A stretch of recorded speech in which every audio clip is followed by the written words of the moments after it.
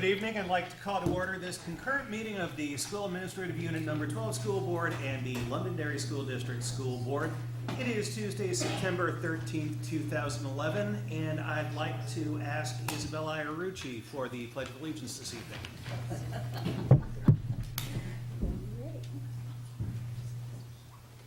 Allegiance to the flag of the United States of America and to the republic for which it stands, one nation, under God, indivisible, with liberty and justice for all. Thank you very much. Our first order of business tonight, under questions, comments, and presentations, we are visited by a flock of angels. Mr. Juster. Yeah. Come on up.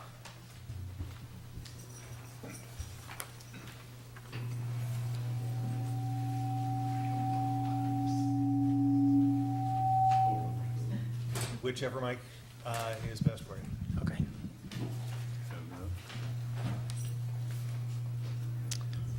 Well, I do have a flock of angels with me.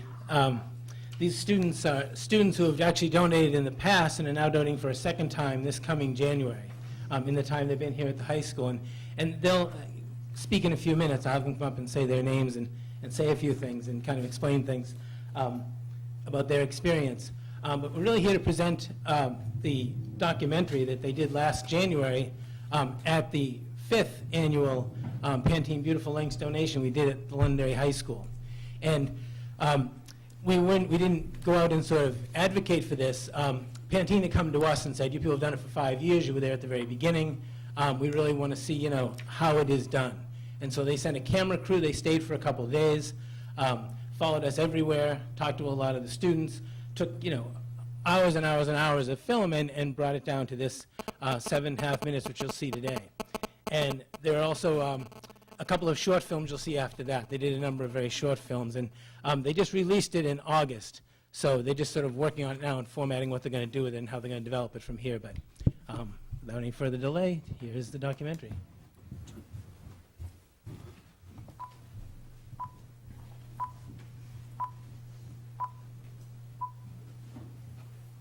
The first week of chemo, I think it was 2 weeks later, my hair started coming out. The reality does hit when you go bald, that you do have cancer. You can't be in denial because you know that you really have it.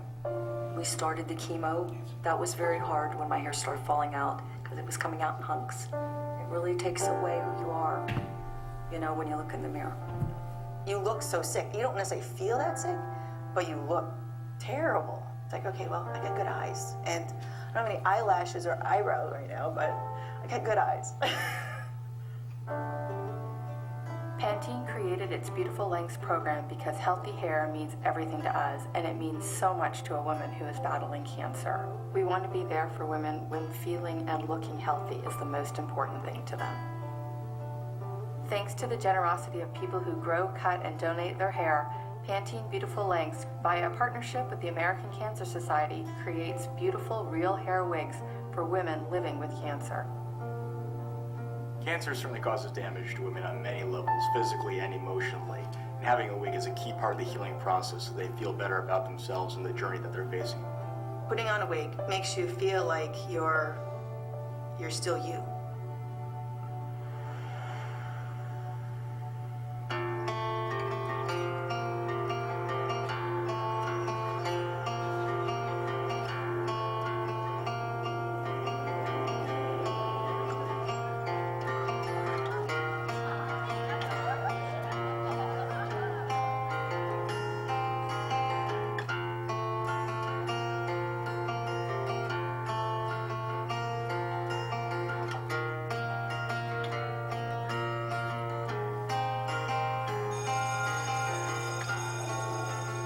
I think it was late August of 2006. We thought, what if we had one student come down and actually donate their hair, like right there in front of everybody in the school?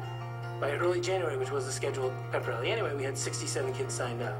These girls really decide, even a year or two ahead of time, they're donating their hair to this cause. It is a priceless gift that they're giving.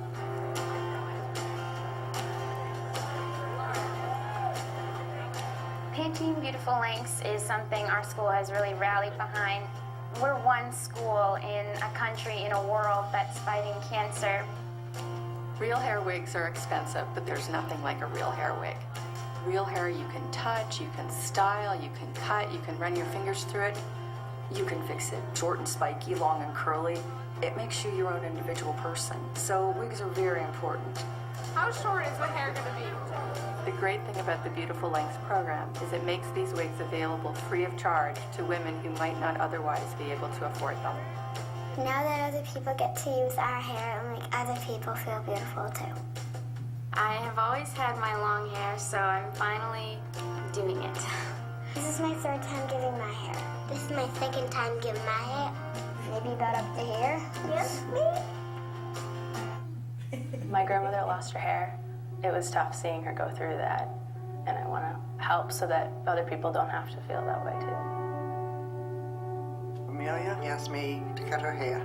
Probably 90% of them are doing it for a reason. Yes, my Aunt Candy is coming from Ohio to cut my hair tomorrow. You want me to cut your hair? You know, I couldn't believe it. She had a double mastectomy, and I thought that's the least I could do was give my hair so somebody else could have a wig. My grandmother will be here to cut my hair. She'll be here sporting her wig on Friday. Tomorrow you are on stage on that floor. It's a big, big day. It's a big day to have this all come together. Last year we had 190, and we thought we will never, ever, ever exceed that number. Tomorrow on the floor, 195 of you. Unbelievable.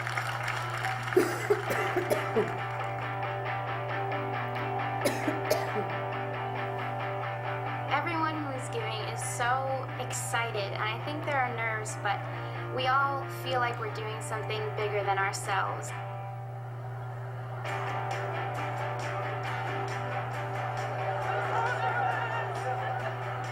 When you have this many people together, this much energy, think of the causes you could promote. We are a few minutes away. We need to get final setup. I thought this day would never come. Would our cutters please come forward and sit behind their angels? Our cutters.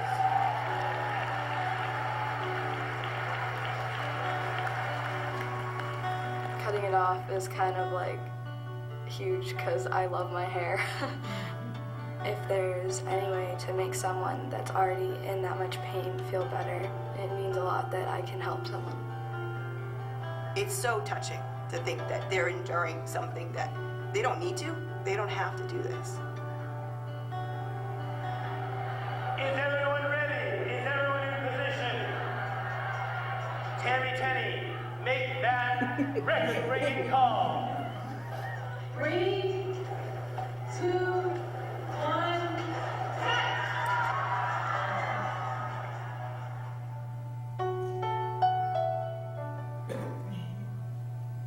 The moment you hear the scissors like cutting your hair, you can hear you're like, I feel like I'm really doing something good right now.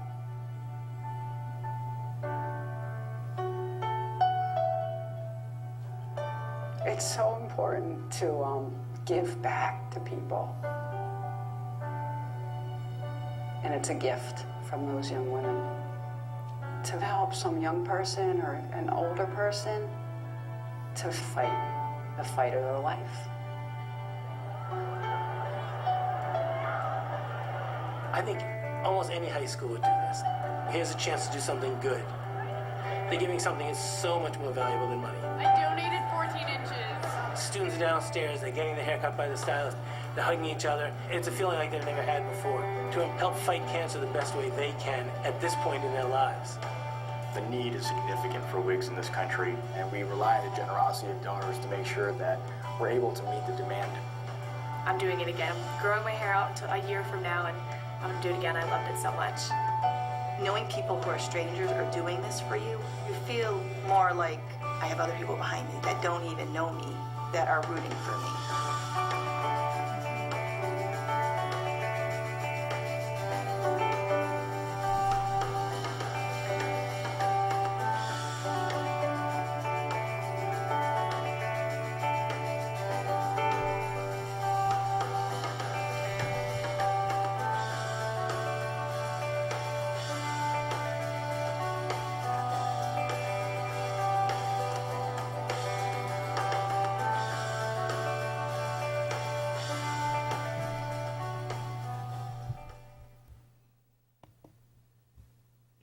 there's no music.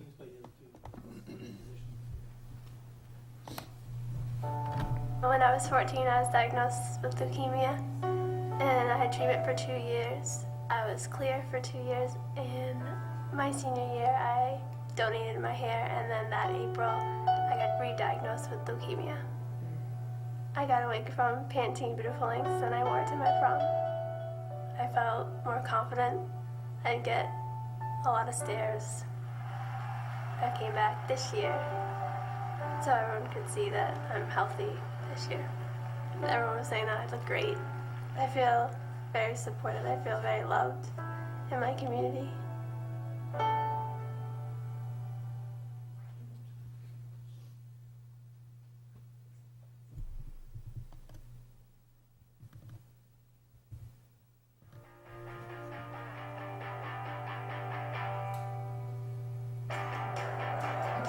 I think I'm the only guy giving hair this year. I guess it started with the monkeys, and I always did a kind of Peter Tork look, but it's always been long and then kind of short, and then 6 months later I cut it again. So this time I just went, I guess, 10 months without cutting it. My wife is a teacher here. I'm a member of the school board. This is a cause that everybody has the ability to support just by not getting their hair cut regularly.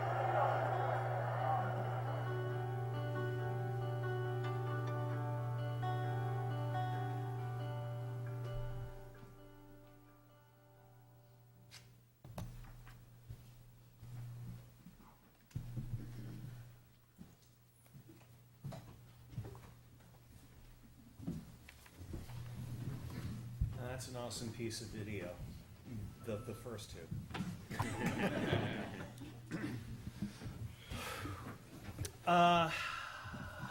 Back to you. Well, before the girls step up and talk about their own experience, I did want to say that obviously this kind of thing can't happen, just, in a classroom sort of putting it together. It's obviously, the support of the superintendent, the support of the school board, certainly Jason's support, Art Salidas' support. I mean, we have support all the way. All the backing we have makes it possible for, my aides and I to help put it together and make it happen. And just, the girls here really exemplify the idea of, if you want to see a miracle, be the miracle. And they really exemplify that by stepping up and donating, and they're unbelievable. Who wants to go first? Ashley, come on up. Ashley's donated, and last year her mother donated while she sort of took a year off to grow, and now she's back. And there you go. Just stand there. I'll step away. All right. I'm Ashley Engler. This is my second year donating my hair. I donated sophomore year.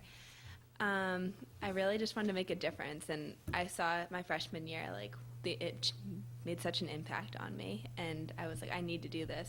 I don't care how short my hair is, what happens, and it made such an impact on me. I'm doing it my second year, and my mom cut my hair my freshman year, or my sophomore year, and she did it last year, so. One of the things that is really remarkable when you see a senior doing this is you've got proms and you've got graduation and all that kind of stuff, and starting college to look forward to, and you're going through the steps of getting a really dramatic change in style. Did that give you any pause at all? It definitely did. Like Mr. Jester said in one of the notes, remember seniors, you have prom to do, and you might not be able to do an updo and do all the stuff that girls dream about when they grow up. It's something I have to do. I feel like I have to. It's really important. That's awesome. Thank you. Thank you.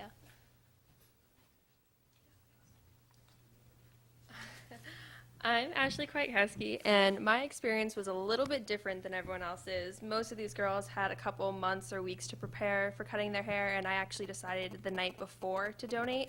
So it was kind of a last-minute decision to cut it, and I don't regret it at all. It's one of the best decisions that I've ever made. I am signed up to donate next year. My hair is a little short this year, but I still plan to be on that list all the way till the end, cutting it as much as I can, as often as I can.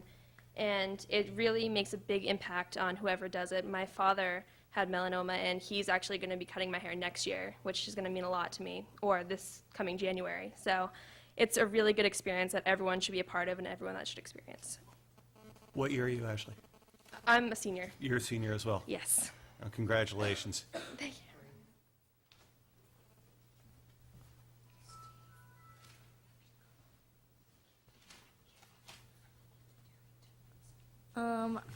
Don't worry about the microphone, it'll pick you up.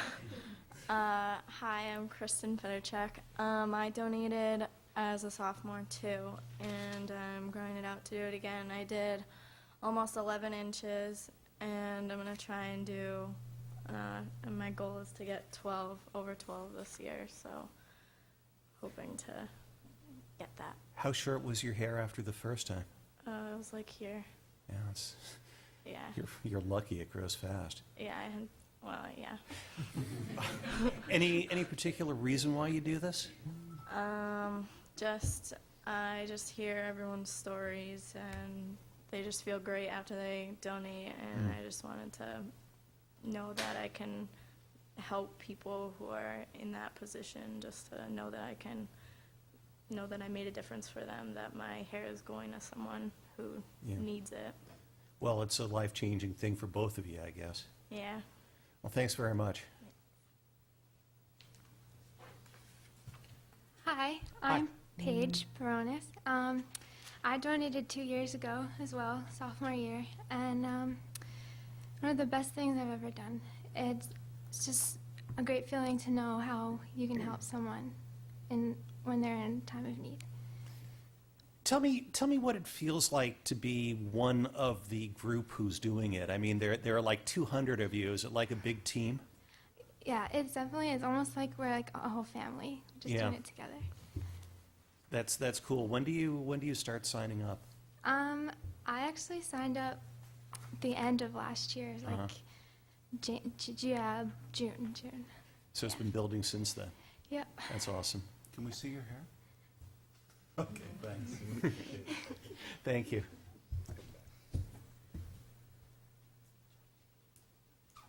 I'm Julia Wasserman. I'm a junior this year, and I donated my freshman year. And I'm really glad I did. It was a really good experience.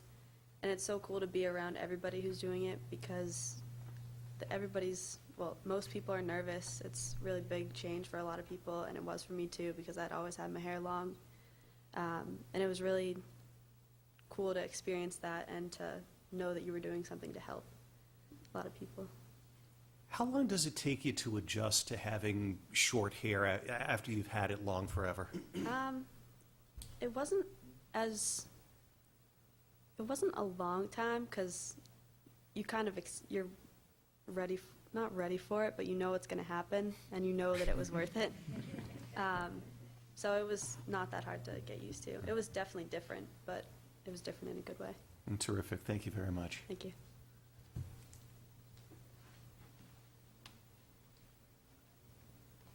As I said before, the hallways of Londonderry High School are truly crowded with angels, and these 5 girls are just examples of how terrific they are. And to have the recognition of the video being on YouTube and on the Pantene Facebook and a lot of different places, certainly getting a lot of exposure for it. But it really comes down to what you heard from them, their individual stories, when they really feel they're compelled to do this, and it really seeing them in the hallway and passing by them every day and just thinking, knowing what they've done is just, it's incredible. Thank you. Any questions or comments from the board? Before you go, Steve, I want to recognize your role in making this and, well, so many things at the high school happen. This was an idea you came up with, you shepherded it. You led it. You were the guy who got it on Good Morning America. Was that the first year or the second year? First year. It's been something that's been growing ever since, and it's because of the angels, and it's because of you. So thank you very much for all you do too. Thank you, ladies, and please express our thanks to all your teammates. It's awesome.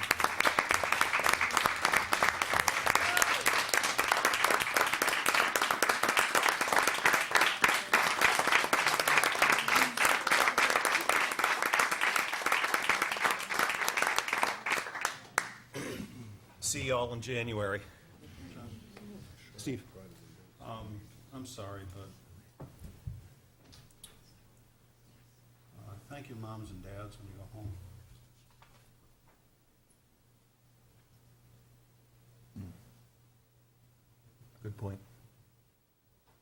Thank you. All right, next on the agenda, under questions, announcements, and presentations, I believe we have some residents who would like to talk about a busing question. Come on up, have a seat, make yourself comfortable.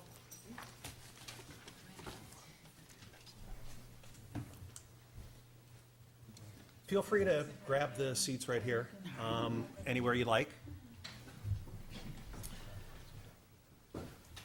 Yeah.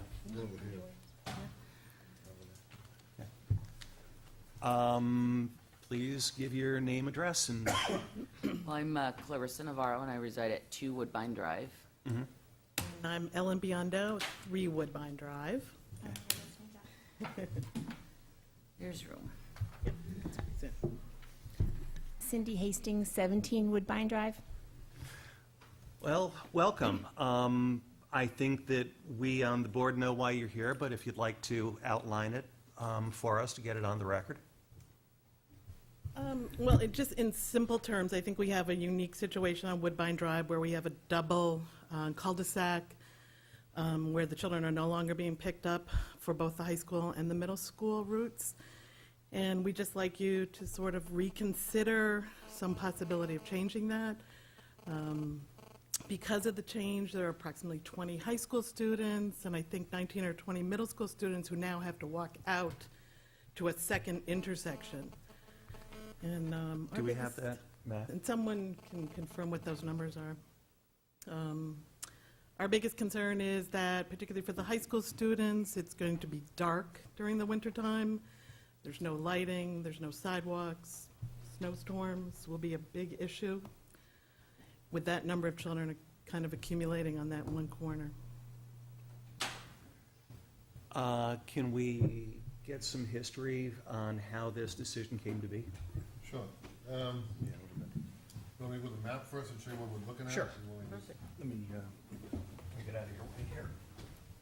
What she's describing is, this is Woodbine, so there's 2 dead ends. And here, and the students are now asked to walk here and meet at this corner of Hotstone and Sherwood. Okay. And previously, what was done? One middle school bus would come around, whichever one had the most kids, I believe, stop and then meet here, and then the other group would walk down and then continue on. Okay. And was that the same for the high school? The high school, I believe they all met here. Okay. The bus would just use one of these as a turnaround, which they do sometimes, and then meet here and then continue on. So now the bus comes up. Now the bus comes this way, comes around, comes through here, stops at this corner, continues on to the route. What kind of distances are we talking about? Both cul-de-sacs to here are 3/10. 3/10 of a mile. And Peter, were we picking up both cul-de-sacs, or were we only picking up one? To my, I asked the bus terminal manager twice. They would do one of these would get picked up at the end, and the other one, whichever had the least, would meet here and then continue on. So somebody was walking to this intersection, now we're going to this intersection. You don't know what side, though? No.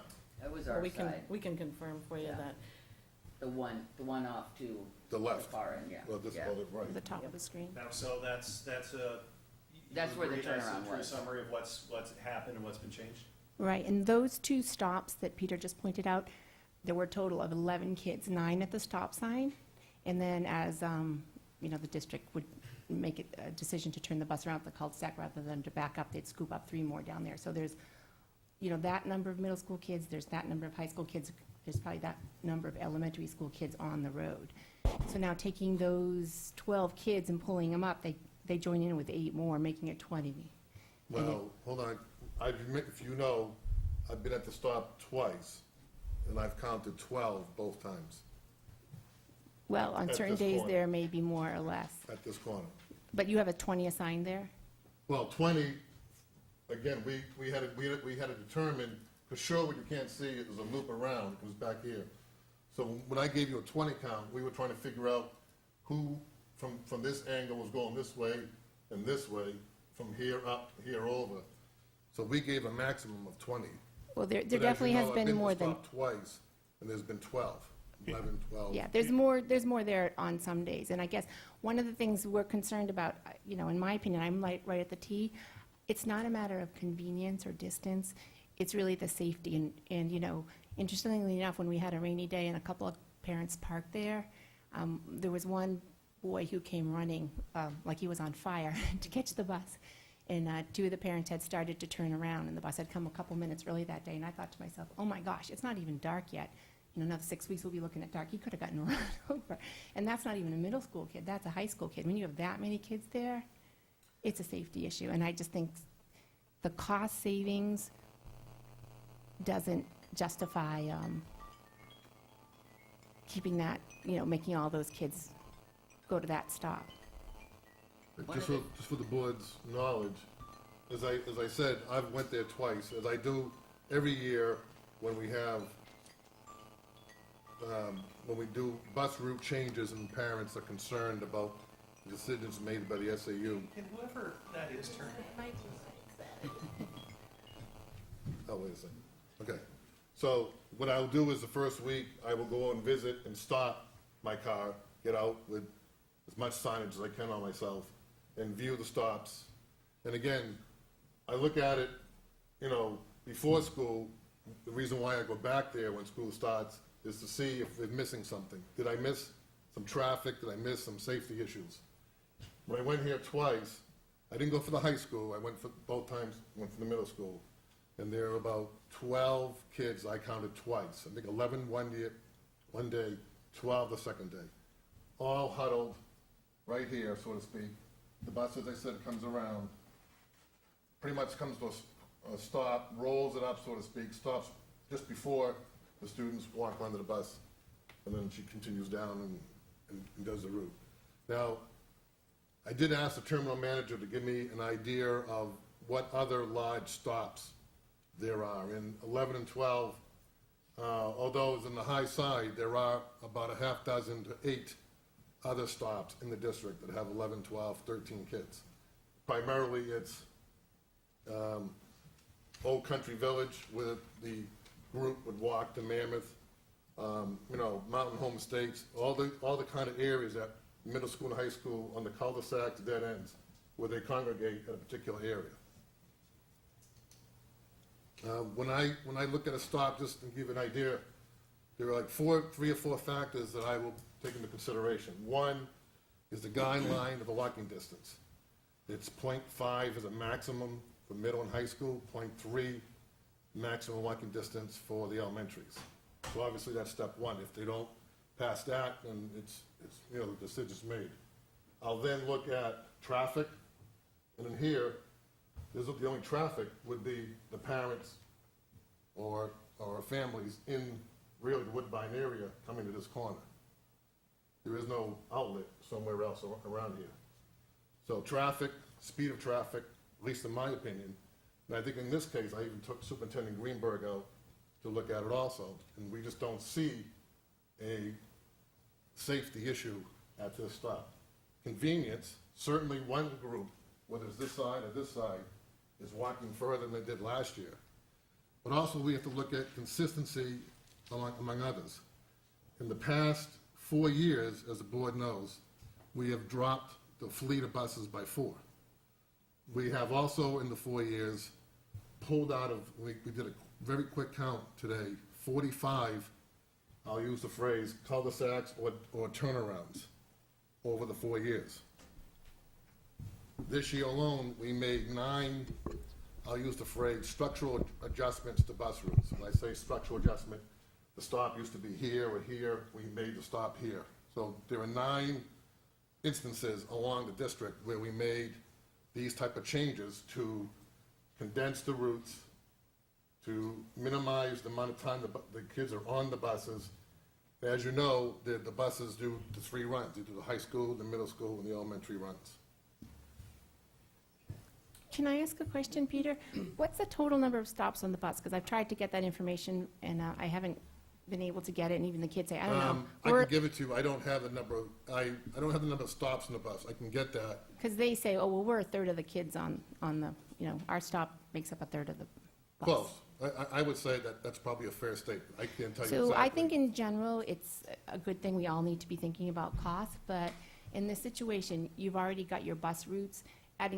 Reinstating those 2 stops, I think makes it safer for those kids. And I can't see how it really adds. It's not going to add another bus line. It's going to add maybe 60 seconds each way. You know, I don't know what the numbers are, but it just seems like in this situation, now that everything's been set for the year, you would improve safety. I think 20 kids is a lot of kids. We've also seen, in addition to that one episode with that boy running, the weather was bad that day. I think the days you've been out, the weather's been pretty good. Okay, anything else you want to point out right now here? I'm all set. Okay. Can we get Glenn, can you hit the lights back there, please? Well, one of my other concerns. Hang on 1 second before, I'll get back to you, but Nancy, I think you had your hand up. Okay. Yeah. I want to know, if you could tell me, if you know, are the majority of the students that live in these areas that you're concerned about middle school students? There's almost an equal number at all levels, elementary, middle school, and high school. Peter, we did the counts, I thought. Yeah, right? 20 high school and 19 middle school, but I wanted Those to... were the maximum. Those are the numbers. maximum. They're pretty well scattered, pretty evenly along both of those streets. Okay. Steve? Okay. Steve? I was looking at the GIS system, has this at both ends of the cul-de-sac is about 1,500 feet if there's students that live on the cul-de-sac. But my question is, what about the elementary kids? Do we send the bus down? Elementary, we go in. So we send the bus down to both cul-de-sacs? Yes. For the This elementary? is just a middle and high school change. Okay, thank you. Chris, I cut you off. Oh, no, that's okay. So one of my other concerns, along with the safety factor, is that, I know you were out there the other day, I think I passed you, because I leave at 7:20, so I've been dropping my son. You were in your car, but the kids are out in the pouring rain. There's nowhere for them to stand except for the middle of the street. So it's pretty nice out now. I mean, the rain was an anomaly for this time of year. But last year we had, I recall, 6 months of rain and snow. So not only now do you have the kids standing out there, they're standing out there for a longer period of time with no shade, no cover. There's no place for them to go. There's no room in the lockers at school for their winter coats and boots, if they were to wear boots. There's no room for umbrellas. There's no room for them to put anything. Either if they're going to wear a winter coat, which I believe when it's 10, 20 degrees out, or if it's a snowstorm, I think they need their winter coats. They're not able to do it because they don't have any room in their lockers. Jay, you want a piece of this? I want to... Can I ask a question? I'm sorry, go ahead. Because I've heard this before, and I was in the middle school as part of the tour. If there's no room in the lockers... Expound on that just a touch? No, I don't. My question is actually more to the people in the district. Where do children put their coats, Nate? If there's not room in the lockers? I'm just asking. Yeah, I know Rich, well, he's over at the open house, but I asked Rich specifically about the coats because I knew it was an issue. Right. And he said they really didn't have an issue with the winter coats at the middle school. That was more my question, because I was there, and I remember, I knew this issue was coming up, so I paid attention to that. So. And Jay? Yep, I would concur at the high school. In fact, if you recall, when we went through the tour, we have lockers on our replacement cycle. We have the larger lockers now to fit a lot of those things, and books. At the high school, the larger lockers, I mean, although my daughter has the orange locker, which currently doesn't. They're skinny, I would agree with you. What that can possibly hold, regardless of whether it's here, there, or anywhere. But at the middle school, the lockers are small. There's 7 or 8 binders in each locker, plus the books, so there is no room to hang coats. My kids have never worn a heavy winter coat because they've never had to, because they've always been picked up. So they could kind of watch it, and they're only out there for a couple of minutes. So now, since he's going to be going down to the end, and he's going to be out there for 10, maybe 15 minutes, and in the winter, who knows how much longer, if the buses are running a little late, if there's snow, if there's traffic, if there's plows, that I'm going to demand that he wear that. And I'm going to expect that he has a place to put it that is not on his person or his chair or on his arm carrying it around from class to class. So that's one of my other big concerns. I lived in snow when I was growing up. We had lockers. I wore boots and heavy coats. I had a hat. I had gloves, because that was required and there was places to put it. So that's another one of my big concerns, that there's just no place to put that stuff. My son's already gone to school soaking wet, where he was soaked, his sweatshirt was soaked, his backpack was soaked, and everything in his backpack was soaked. And it's only like the third week of school. So, And you're done. Hang on one second, Yeah. John. It's good. Yes. Then I just want to know where the disconnect is. We're hearing that there's no room in the lockers. We're hearing that there is room in the lockers. I just want a yes or a no. Is there room in the lockers for coats? May not, in the middle school, there may not be room for coats in the lockers, but when I spoke to Rich, he Yeah. said they made alternate arrangements so that the kids could hang up coats and take care of coats. So Do you know where? he told me during the open house, and to be honest, I forgot. So, but when I asked him specifically, because I knew it was an issue Chris had, and he said, no, they had not had a problem. And So Nate, the question that I have then is, we do have, and Peter, we do have kids that are on cul-de-sacs, right, that walk up similar distances? Oh, sure. That are in the same weather? Yes. Right, where are these kids putting their gear? Well, in the high school, I obviously. mean, but they're gearing up for it too, Yeah, right? They have be to in the right? lockers, Umbrellas and right. raincoats and boots Correct. and all that stuff, Yeah. right? So where's it going? Well, in the high school, I'm assuming in the lockers. Of course, sometimes kids don't always dress appropriately in the wintertime anyways. No, and obviously you gotta dress for the weather, Right. right? I also wonder if the pod environment in the middle school has something to do with it. And Andy probably could give you a better answer. Come on down, Andy. Follow the bouncing question. My sixth grader wore his coat, took his umbrella, had all his binders and his backpack and his stuff for PE and after-school activities, and everything fit in the locker. That's my sixth grader. Did you have similar issues while you were the principal over there? With stuff not fitting, no. If anything, we still have flip-flops on in January. I have a couple of questions. Go ahead. So, you guys want to reinstate the bus down the cul-de-sac. And you want to reinstate it for both sides of the cul-de-sac? In a perfect world, but it's not necessary that it goes to both ends. I think it would simplify things just a little bit if, at a minimum, it came to the T, or one cul-de-sac. It's gonna have to choose one cul-de-sac Right. to turn around. The biggest issue for the majority of us is that current stop right now is not on a corner that's a piece of property owned by a homeowner. So it's not maintained, it's only about 6 feet of space. And in the wintertime, that is always, under all circumstances, completely filled with snow. So in the wintertime, all children will be standing in the street. So On a very small corner.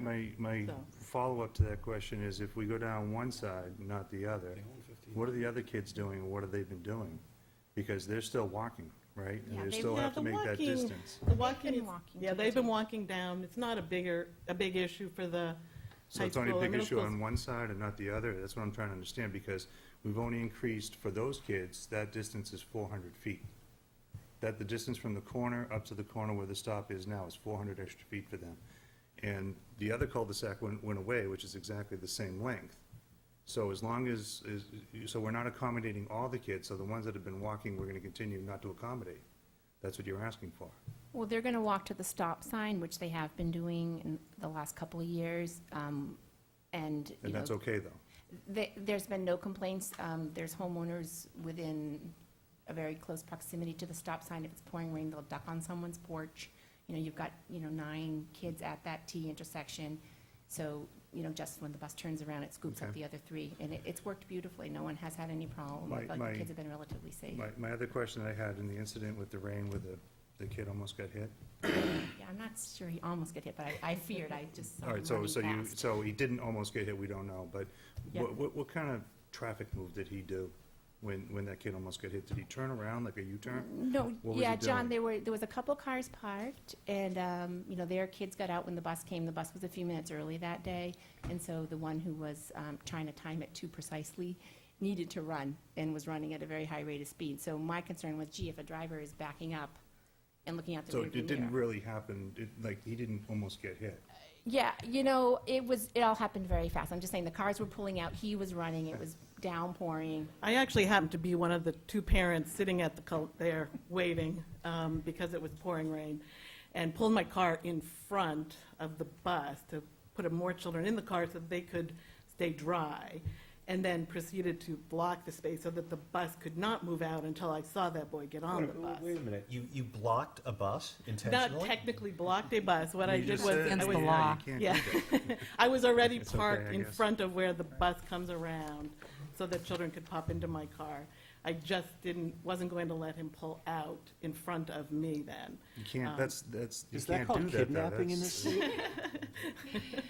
But, it made me take pause and say, gee, if this can happen in one of the first few days of school, we're all being probably a little bit more careful, a little bit more vigilant, and, But, okay, so I'm still trying to understand. You're the person that blocked the bus, and the other person that didn't make the traffic move, and no one got hit, or no one no came one got close, hit, but it just, the speculation that cars were someone could have pulling gotten out and hit. somebody was running, and, people were, I think one person tried to do a three-point turn in the road. And, that obviously is not safe, so. That's bad driving then, that's. Yeah. And quite honestly, if you look at the number of people, I counted the number of houses, there's 20 houses, so those are your neighbors, you're talking. Yeah, but not all of them have kids at the school. Most of them, as a matter of fact, on that corner don't. There's one house, and I actually dropped my kid off there the other day with a couple of the two kids that live next door. And if you stand on that porch, it's the house that's to the right on this side of the road. You can't see the bus.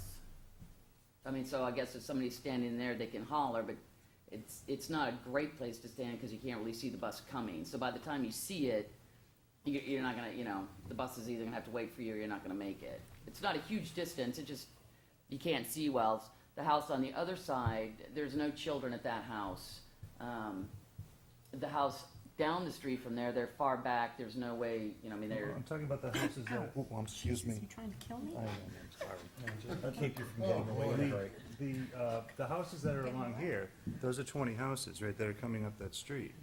So that's your, all those neighbors that are coming there, regardless if they have kids or not, that's only about 20 houses. Right, I do think people try to use caution, but in this case, the person in that car who did the three-point turn probably saw the bus come, kids getting on the bus and figured that's it, no one else is coming, and just, was maybe a little, That's, didn't use good judgment doing a three-point turn. But I guess my point is, the greater number of kids, the more likely there is going to be a problem. The greater number of cars that could potentially be there, And there's plows.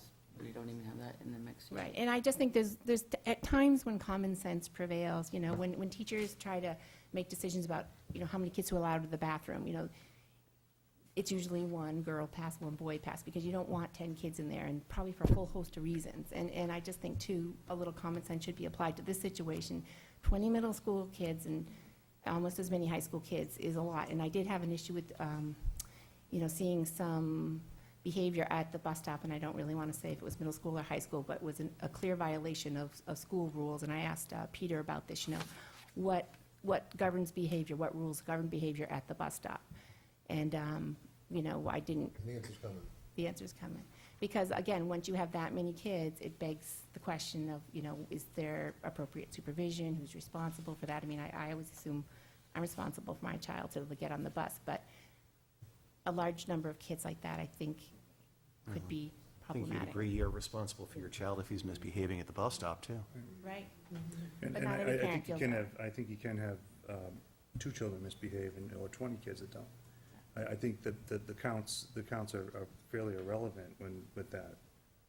From a safety standpoint, I don't know how you can increase the number of kids and say that it becomes unsafe. Well, I mean, if a teacher's leaving a couple kids in a classroom to, help No, with. talking about a bus stop though, Well, not a teacher I'm in a just saying classroom. that I think a couple kids versus 20 kids is a little different Okay. situation. Monday. Steve? Peter, I know you used to work for the town too, and you work closely with them now. I'm looking at 5 Hearthstone, which is the corner that everyone seems to be talking about. The property in that area, it's a 2-acre lot, and the property in that area looks a little hard scrabble. The town does own 15 feet of the right-of-way.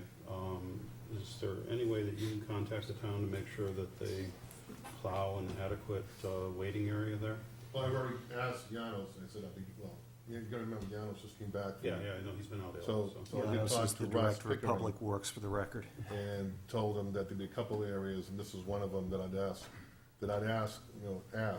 not just have to wing back, as we call it, Right. the snowbanks. Right, it doesn't seem to be any impediments there that would cause a problem. It's not landscaped or, No. there's nobody that's put out There's no those poles big there. nasty steel sticks that they're not supposed to. So if they could clear that back, that would give room for people to wait. And I'm sorry to ask you guys a question, but, this is very similar to my neighborhood. It's not quite as far, it's only 818 feet. As a matter of fact, one of the angels in earlier was my next door neighbor. Do you guys go to the bus stop when it's raining? Do some of the moms and dads go down there to the bus stop when it's raining? I know I did. I don't. I now will drop him off, but Well, a lot of people work. I mean, they can't. Yeah, you got to And my get to work. daughter, Ellen's, been nice enough to have the time to, drop them off and Yeah. wait for the high school bus. Yeah. But Yeah, only this year, I would say. In the past, it wasn't necessary Right. because the kids didn't have much Yeah. of a distance to walk. But this year, because of the torrential downpour, it's impossible for them to know or see when the bus is coming, so they have to presume a 15-minute sort of leeway to get there on time, and then they're standing in torrential downpour, so. But some parents, it's a pretty large group, some parents do go down and the kids would gather in cars if they Yes. wanted to, so I know that happens Yeah. with my neighbors. Okay, yeah, thank you. Ron? Thanks, John. Just follow up with. Hang on one second. Sorry. Peter, is this the only one where we have this double type of rotaries or? In the town? Yes. No, What do we do on the other ones? similar. But as I mentioned, 4 years ago, we went down, I don't want to say all of them, but a vast majority, and then almost in order, you can look at 2/10, 3/10. So that's 2 years. We got the easy ones, all the real short ones. And now these are really the last ones that I perceive, looking at the list that we already go down. There are a couple of them. There's one down by, I think it's Rocco and something else. Again, it's a split where it goes out and there's a T. There's like 4 or 5 others that I know. Sorry to interrupt, but the parents seem to say that the issue wasn't the length. It No. wasn't the length of the walk. For me, it's not. I'm right Yeah. at the T. It's just the safety concerns, and like I said, I've already seen some glimpses of things that could be problematic. And I'm all the way down at the end of what used to be East Woodbine, so I have the child walking the farthest. I'm not as concerned about the distance because it's not a big deal for a high schooler. Other than the fact, and I'll be very honest about this, buses do not arrive on a regular basis at the exact same time every day. My bigger concern would be, because of the inability and the need to get there so much earlier, her concern would be, is she going to miss her bus because of the change? Now, that's a change we'll adjust to, but in the wintertime at 6:30 in the morning when it's dark, that's going to be a problem for me, for her. What is up with that? Do we have any guidance for bus drivers regarding early departure from? Oh, yes. They are not, all the routes, they are not supposed to, well, the rule is, start their route earlier than the prescribed time. Now, obviously, they can't get to every stop exactly the same time, because if they're doing our route, let's say, and you drive your kids, they'll stop, look, no kids, go on. So that's maybe 10 more seconds that they would have stopped if your kids, and they can, so, but as I made it clear to them, and they know it, you don't start early, you don't want them to start later, but if you had a choice, you'd have them start later than earlier. Peter, don't we also, with pertaining to the times and the routes, if it's really lopsided, if there's a problem, don't we take a look at it and address it either with the bus company or Yeah. modified route or Now, something? I will say, the first week, it's, first week of school, the routes tend to get shaken out. And everybody now begins to know that the bus comes at whatever. And so the first week it's tough because you're not sure. In this case, I would say it adds more because you're adding time to a walking distance, it's a new stopping area. So it takes time to then figure out that the bus comes between, I'm making it up, 6:30 and 6:33. So once the routes, the drivers are comfortable, school starts, within a minute or two, the driver gets to the stop within a minute or two of normal. Go ahead, John. Jay. Oh, I Jay. just wanted to mention, every morning, Art Salidas and another staff member are out charting the bus times that come in, and he keeps those charts all year long. So if we notice any erratic patterns of arrival times, we're going to individually address the bus driver. What we don't catch, if we hear from parents, we're also contacting the terminal to say, we've noticed, over the last week, this is the time that bus 30 is rolled in, and we wanted to, get background information. They'll be able to tell us when they're making the pickups. But if my bus is scheduled to come at 6:45 a.m., what is the earliest I'm liable to be out there to meet the bus? We ask parents to be there 2 or 3 minutes before the bus, before you think the bus arrives. So if the bus rolls through at 6:40, they should call you and ask if that's going to be the new normal? Well, as I said, the way the bus routes are printed, Yeah. the start of the route is 6:30, when I Right. make it up. What happens is, within the week, you'll know that the bus is coming at 6:45. So now you know that on normal, 6:45, so I need to get there just after 6:40, and then 2 or 3 minutes the bus comes by. But what happens? But there is no time where I start at 6:30, I'm at stop 1 at 6:33, I'm at stop 2 at 6:40. Because one of the things that Chris brought up at the terminal was when I think Cindy had asked about, she thought the bus had come 2 or 3 minutes early. We're not sure, we don't think it was 2 or 3 minutes early, but one of the things that Christine did bring up, though, was that sometimes when it's raining, more parents may drive their kids to school, so we get to the point where they come to your house, look, no kids, move on. So few seconds, may add up to 30 seconds or 45 seconds earlier than normal because parents are driving the kids, then bus stopping, waiting, kids sit down and then move on. Sure, but is there a break point midway through a route where a bus driver might say, the schedule says I'm here at 6:45, it's 6:40, I'm going to wait a few extra minutes? No. That's actually an And the interesting reason question, being is- because that's a hold on question, second. I'm sorry, go ahead. The reason being is, as I mentioned earlier, they roll in from the high school to the middle school to the elementary. Now, as Jay said, they log in, obviously, Artie and Rusty Brand this year. record the times. They also report to the terminal what time they close the high school, the middle school, and the elementaries. So, based on that, we went back to the logs and found out when they closed, and it was like 30 seconds from the previous day. But they don't know that they're running 3 minutes early or 2 minutes behind or whatever. They just do the route. I would assume there's a danger with setting a time for a route for each stop, meaning that if they're behind, they start driving faster, and you're looking at a bigger safety concern, and I think it's really the flow of the traffic and what may be going on. I'm less worried about them being late than early. I mean, you Right. get a kid who's programmed to be out the door at 6:32, and if the bus rolls by at 6:25 that day, it's a problem. That's a problem. That's actually my But- concern, yeah. Go ahead. That's one of my biggest concerns, because we don't have the luxury of seeing the bus coming or going from either end of the cul-de-sac. So we now can't time it. We now have to be there all the time, well in advance. And the day that Mrs. Hastings was talking about, where the boy was running for the bus, was a day when the bus actually arrived early.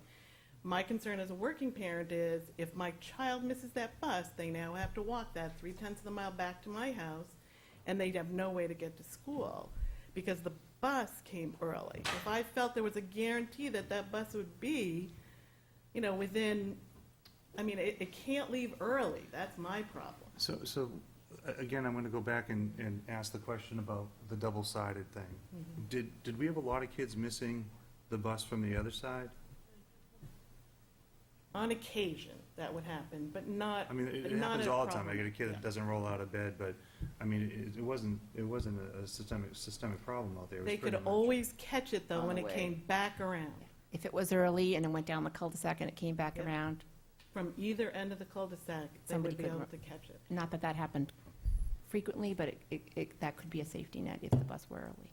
Jay, Peter, did you could- have something else? Yeah, I just wanted to mention, and Peter can better speak to this, the meeting that we took regarding the later pickup times for this school year with the middle school, high school coordinating, and you and I and Artie and Rich. Right, meant to we're discuss already that. starting the buses for those middle and high school 5 minutes Yes. than last year. Trying to condense the window so they don't get too early at the high school and don't get too early at the middle school, but still have that time, that window that they need to get out and get the elementary runs done and get those students in before the school starts. Nancy? No, I think I'm right. Okay. Ron, Steve? Nate, anything? No, I understand the concern expressed by the parents about the early time, and I guess I had gone out with Peter and checked bus routes and the bus stops on a number of occasions, and to be honest, I was comfortable with it. I guess my recommendation to the board would be, let's hold on the stops right where they are now. We can, and I'll ask the parents, if in fact there's a significant variation in the time that the bus comes, which throws it off, then we'll certainly go back and look at it. I mean, that's a legitimate concern. I understand that. You know, when my kids were in high school, getting them out of bed was like Yeah. not exactly the easiest thing in the Dynamite. world to do. And so what we try to do, I think, as Peter had mentioned and Jay had alluded to, is get those buses within a given time frame. There are going to be variations. Unlike when I grew up in the city, you knew the bus was going to stop at a given point. We have, during the course of the year, it'll fluctuate too, because at certain stops where we used to stop, some student has now gotten his or her license, and so that stop is now, or a friend, that stop is either empty or there are 3 or 4 less kids on it and takes a couple of seconds less to load up the bus. And so I guess my recommendation to the board would be, we're going to hold it this way. We'll ask the parents, if there's a variation, if you're seeing a variation in those bus stops, let us know. Jay at the high school will continue, Jay and Artie will continue to monitor the time frame. If we see something too, then we'll take action on our part also. But if you can do it, because I'm listening to the whole conversation, and the issue appears to be the timing issue more than anything else, because they're affected by the weather somewhat because of timing. I think that's a fair statement. So if we have a legitimate window that doesn't vary much, then the kids can get in a pattern to get at the bus stop. If that window begins to vary, if you let us know, then we will address that issue. All right? And so we can mention, and Peter will reiterate with Janos to see if he can wing back that particular corner so that in case of snow, there's more area for the kids to stand also. Nate, can I ask a question on that? Do we do that elsewhere, Peter?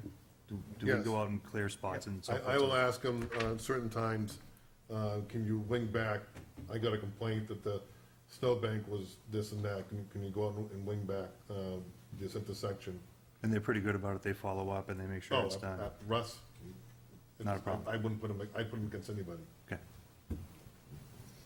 He's good at taking out mailboxes. Anything else? too. I was thinking I the think same. that's I a gotta good bring that. Hang on, compromise. I guys, think that go will ahead. make, 90% of us very happy.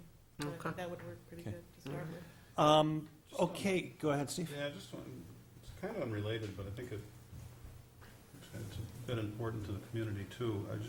Going through the GIS system here, there's actually a deeded path out of your neighborhood that goes into the school property. It's only 2,200 feet to LMS and 3,000 feet to the high school.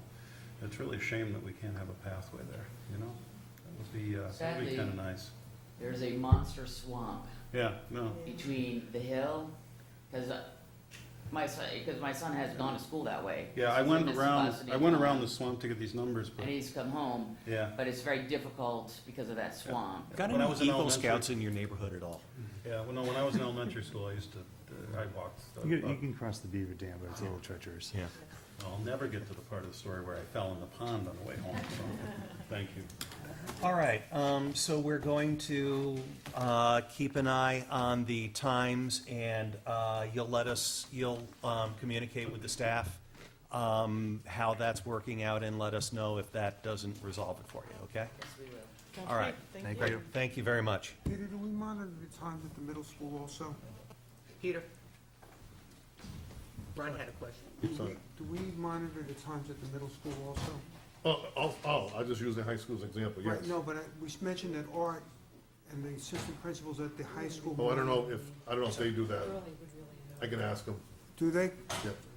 So can we check that also? Because that's, that's my concern at the middle school.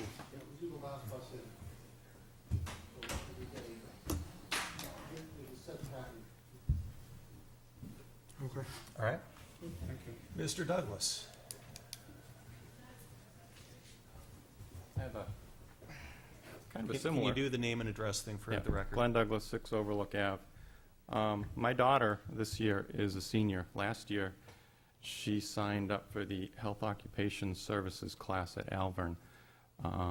It's a 2-year program. At the end of the program, she can test out and get her LNA, licensed nursing assistant certificate, so she could go into nursing career, but she prefers to be a doctor.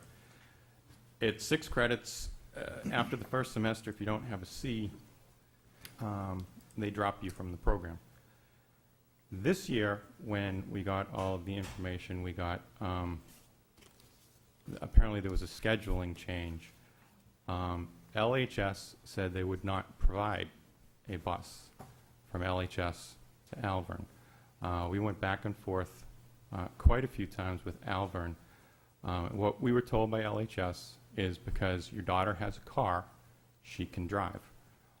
Last year, she was told she couldn't drive, even though her orthodontist was about a quarter mile from Alvern, and it would have been quicker for her to swing over and get her appointment. Last Thursday, I called to find out what exactly was going on, because we were told there was a bus, there wasn't a bus, there was a bus, there wasn't. One of her classmates said, "Can you please give me a ride? I don't have a way to get there." So my daughter said, "Sure, that's fine."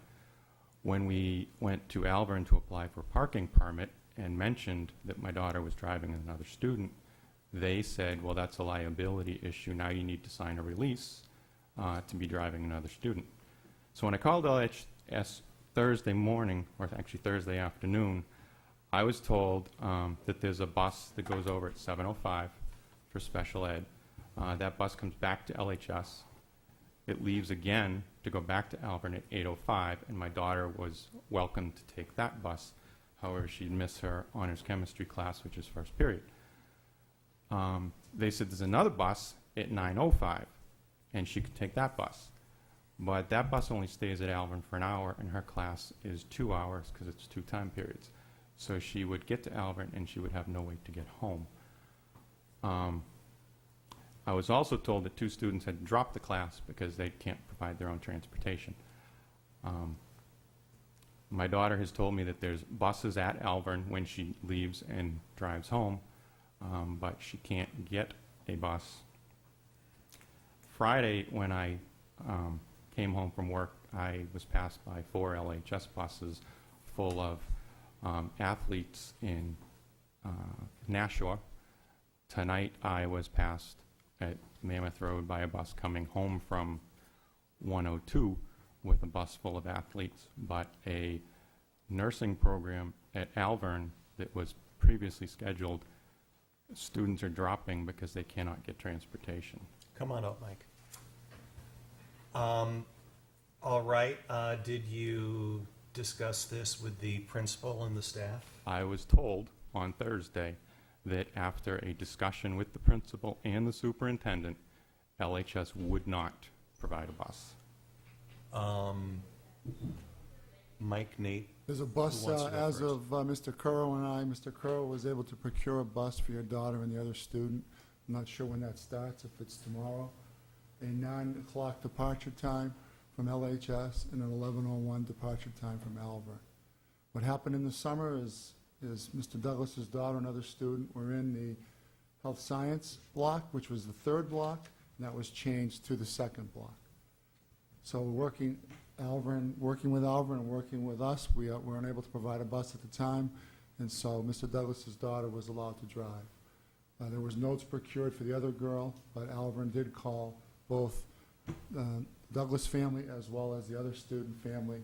And then on Friday, it was an issue, so I talked to Peter, and he met with me Friday, and he, I believe, I talked to Ms. Stewart, and a bus has been provided for the two young ladies to leave LHS for the middle block, as well as 11:01 departure.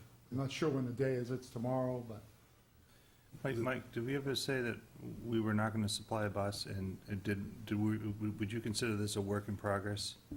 well, we were not going to supply a bus from the middle block because we didn't have any students going at that time of day. So when the school year started, it was a last-minute change by No, Hudson. my question is, when Mr. Douglas came up and said, here's my situation, did we ever say that we weren't going to supply At the beginning of the services? school year, there was no bus provided, so I said, I'm not sure what I can do. Working with Alvin, that doesn't normally drive, let students drive. At the time, his daughter was allowed to drive with a parking permit from Hudson. Obviously, the Douglases weren't pleased with that, so we continued to work with the family. And as of right now, there is a bus going to be for the two young ladies. So we didn't say no, we said we're working through it based on Mr. Douglas and family's unsatisfactory response from us about driving. Well, I said there was no bus available at the beginning of the school year. On Thursday, I got a Yes. call back and said there would be no bus. However, if your daughter wishes to track her mileage, you could ask the school board to reimburse her for her mileage. And who was That's that the that- who was that last that you thing. spoke to? Spoke to Mr. Douglas, and I said in the past, That was you. in these situations, the school board would consider possible reimbursement. They were still at the time working with Mr. Currow, Mr. Parent, to try to get transportation for the two young ladies, because the other young lady was driven graciously by Mr. Douglas's daughter to Hudson, and then when the Douglases became concerned, that was going to stop. So we decided, I spoke to Mr. Currow, he came over on Friday, and he began to work on trying to get a bus for that particular 9:01 departure, and again, return to Londonderry at 11. So where are we on this right now? Yeah, Peter? What's the My official state of things?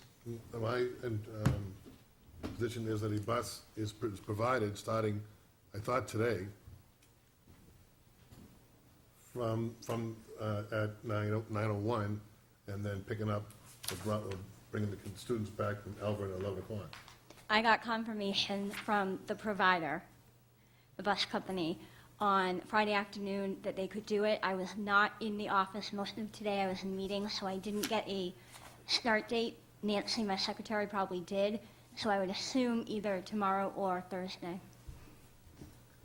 Okay. So we can communicate that to Mr. Douglas as soon as we get that information? Yes, yes. Okay. Glenn, that work for you? I was more concerned about the two students that had to cut earlier in the year when this was first. Well, My daughter can drive. I'm a little bit uncomfortable with raising that discussion on behalf of a family who's not here, but is there anything that, are these kids looking to get back into the program? They're both in the program, They are. yes. Different block of time. Okay. One was transferred to the afternoon, and there was a spot. What Hudson did is they took all of their EMT kids, and they moved them into the morning.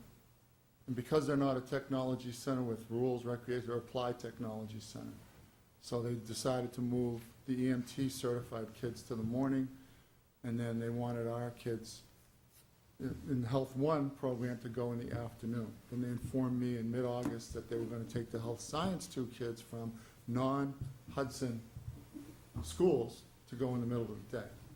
So working with them, was able to get 2 students away from the middle of the day, but then there was a cap on that. So we had Mr. Douglas's daughter and the other student that was still in the middle of the day. So, if I understand what you just said, all the kids that started the program are still in the program. Correct. So we don't have any kids that dropped the program that's not in it. Correct. Glenn? Okay. Ron?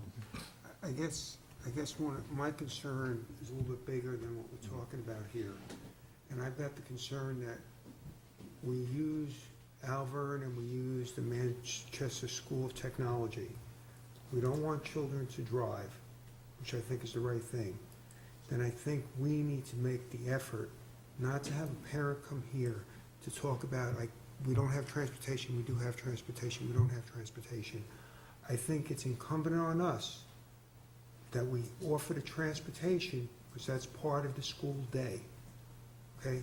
So I would like you to look in the future as this happens, is to ensure that we have the transportation. If we're going to offer the course there, there's no different than offering it in Phase 5 or Phase 4. We need to offer the transportation for them to have the course. And if we don't want to offer the transportation, then don't offer the course. Or conversely, offer the course locally if there's enough demand for it. I think that gets into a little bit more. I'm sure it does. That you're not gonna be able to do. And I think part of what the issue here was late notification on, and I'm sure I know Hudson is experiencing financial issues too. And so, the fact that they were changing, they had to change their schedule around, I think, created an issue for us. But I think internally, we've always discussed that we would provide transportation. In this case, it took us a little bit longer than we would have liked to do it. And then Mike worked to get the kids in those other blocks because of the changes that were made. So we have in fact tried to do it. And, you know, I apologize to Glenn and his daughter if we weren't able to do it quick enough. But part of that is trying to work out different transportation issues and bus it, because if there's one student, then you've got an issue of sending one whole bus. So you're trying to look for one student. Yeah. You're trying to look to partner it up with something else. In a number of school districts that use regional vocational centers, the kids drive. And getting to the point of paying kids back, part of vocational tuition money is if, in fact, there are situations where kids drive or parents drive their kids, then they get reimbursed. That's part of a legitimate way of using voc tuition and transportation money, so. Can I ask a question around the busing? I know we're, a couple weeks into school now. I mean, how, do you track how many incidents you have as far as solving bus problems? Excuse me, one second before that. Glenn, are we at a resolution that's comfortable for you? If there's a bus, yeah. Okay. I mean, as of this afternoon, there was none. I had heard nothing since Thursday. So I came here because as of Thursday, I was told there's no bus, and there were 2 kids that had to drop. Do we need any additional verification, or can Glenn's daughter count on the bus being there? I would say if the girls come to me, I'll be outside, and one counselor drove the other girl yesterday, and they'll be driven down if there's no bus and picked up by the school. That work? And we'll work on the bus So company. if we're not first, and confirmed, Mr. Douglas, then they'll be transported tomorrow to and from Alvern. Until if the bus is Thursday, they'll get transported. That work for you, Glenn? I was just looking to get the kids back and forth to something. Absolutely. For sure. This is a big commitment for them for, 2 years. Absolutely. I'm just looking to make sure that you're comfortable with the resolution. That's fine. Great. Thanks. I'm sorry, John, Yeah, go ahead. quickly, I don't want to belabor it, but do you have an incident count, like for instance, how heavy your load is in the first couple of weeks and then how it drops off, and how many do we get? Like, for instance, we had the issue earlier with the cul-de-sac, and we just had Glenn's issue, and those just seem to be things that we normally work out. I would say, on a normal year, if the time the bus routes are printed to, I'll say this time of the year, Cindy and I will probably take anywhere from 50 to 75 calls on questions about bus routes. So then it tapers kind of off after that. And then usually there's about half dozen where more than one parent would call about the same situation. Yeah, okay. Majority of the calls are 6th grade parents, and that's simply because, as I use the phrase, In the elementary school, I use the phrase, we do semi-door-to-door. And then from 5th grade to 6th grade, in this case, we use this example, we don't go in the cul-de-sac, they have to walk to the area.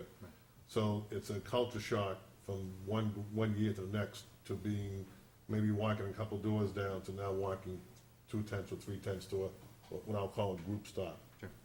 That's the majority of the calls is the 6th grade parents. All right. Kim, I understand you had something you'd like to announce. I do. Kim Carboni is our Director of Special Education. What's exactly the title? Pupil service, although tonight I'm here in my role as the district liaison to the McKinney-Vento Act, which is the act that makes sure that children who are experiencing homelessness receive their education. And in that capacity, I was contacted by the Boccia family of Londonderry, who very generously donated 20 backpacks that are filled with school supplies, notebooks, markers, pencil sharpeners, snacks for 20 students here in Londonderry that may be in need of these school supplies in order to start the school year off on the right foot. So I wanted to bring that to your attention and publicly thank the Boccia family. They put the backpacks together in celebration of Mrs. Boccia's birthday. They did it as a big family. They said it was one of the most rewarding things that they had done together, and as a district, we are very, very thankful for the donation. And the principals and counselors are working through getting the backpacks to the children who are in need of them here in Londonderry. That's awesome. Happy birthday, Mr. Boccia, and many more. Thank you very much. Thank you for your generosity. Nate, I believe you had something. Yes, also want to take this opportunity to thank the Rotary Club.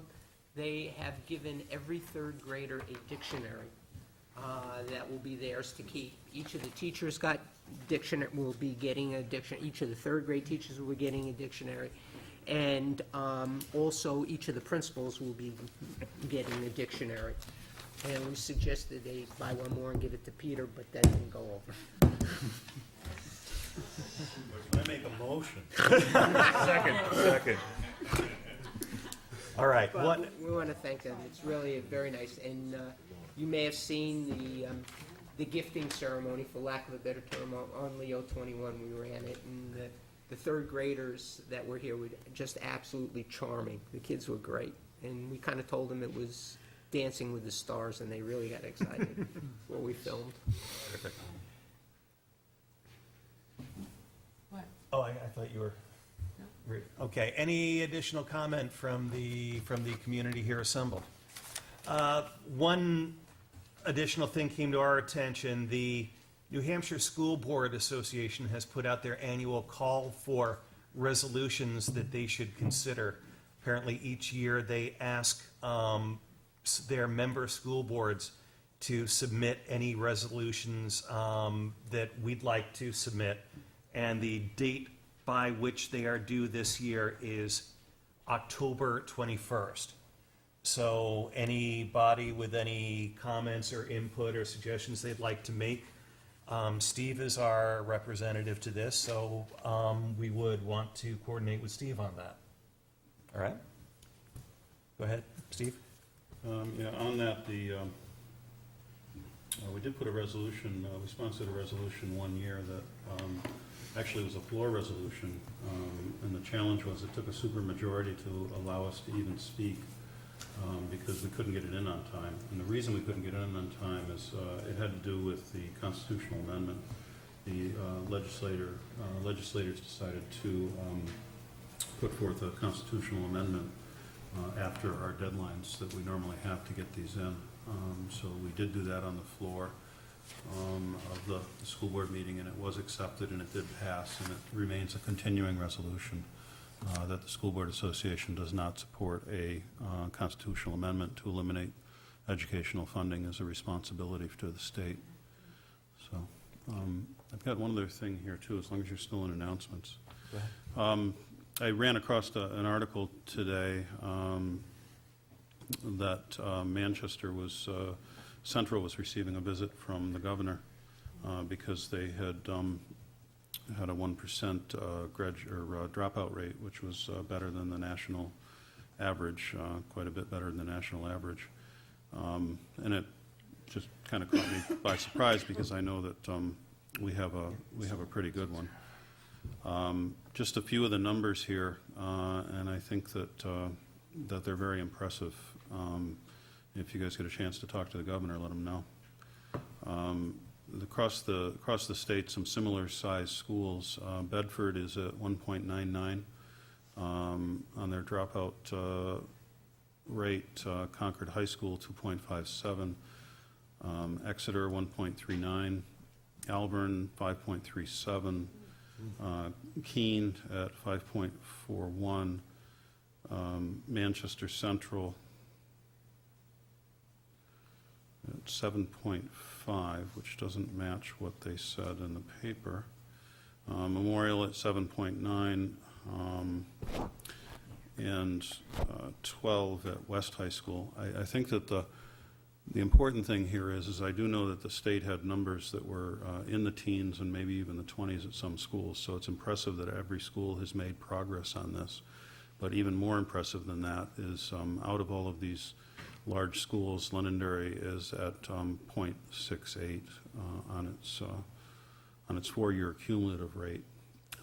And as we know, that's only one individual last year that we missed out on, but maybe this year we can have 100% graduation rate. So thank you, Nate.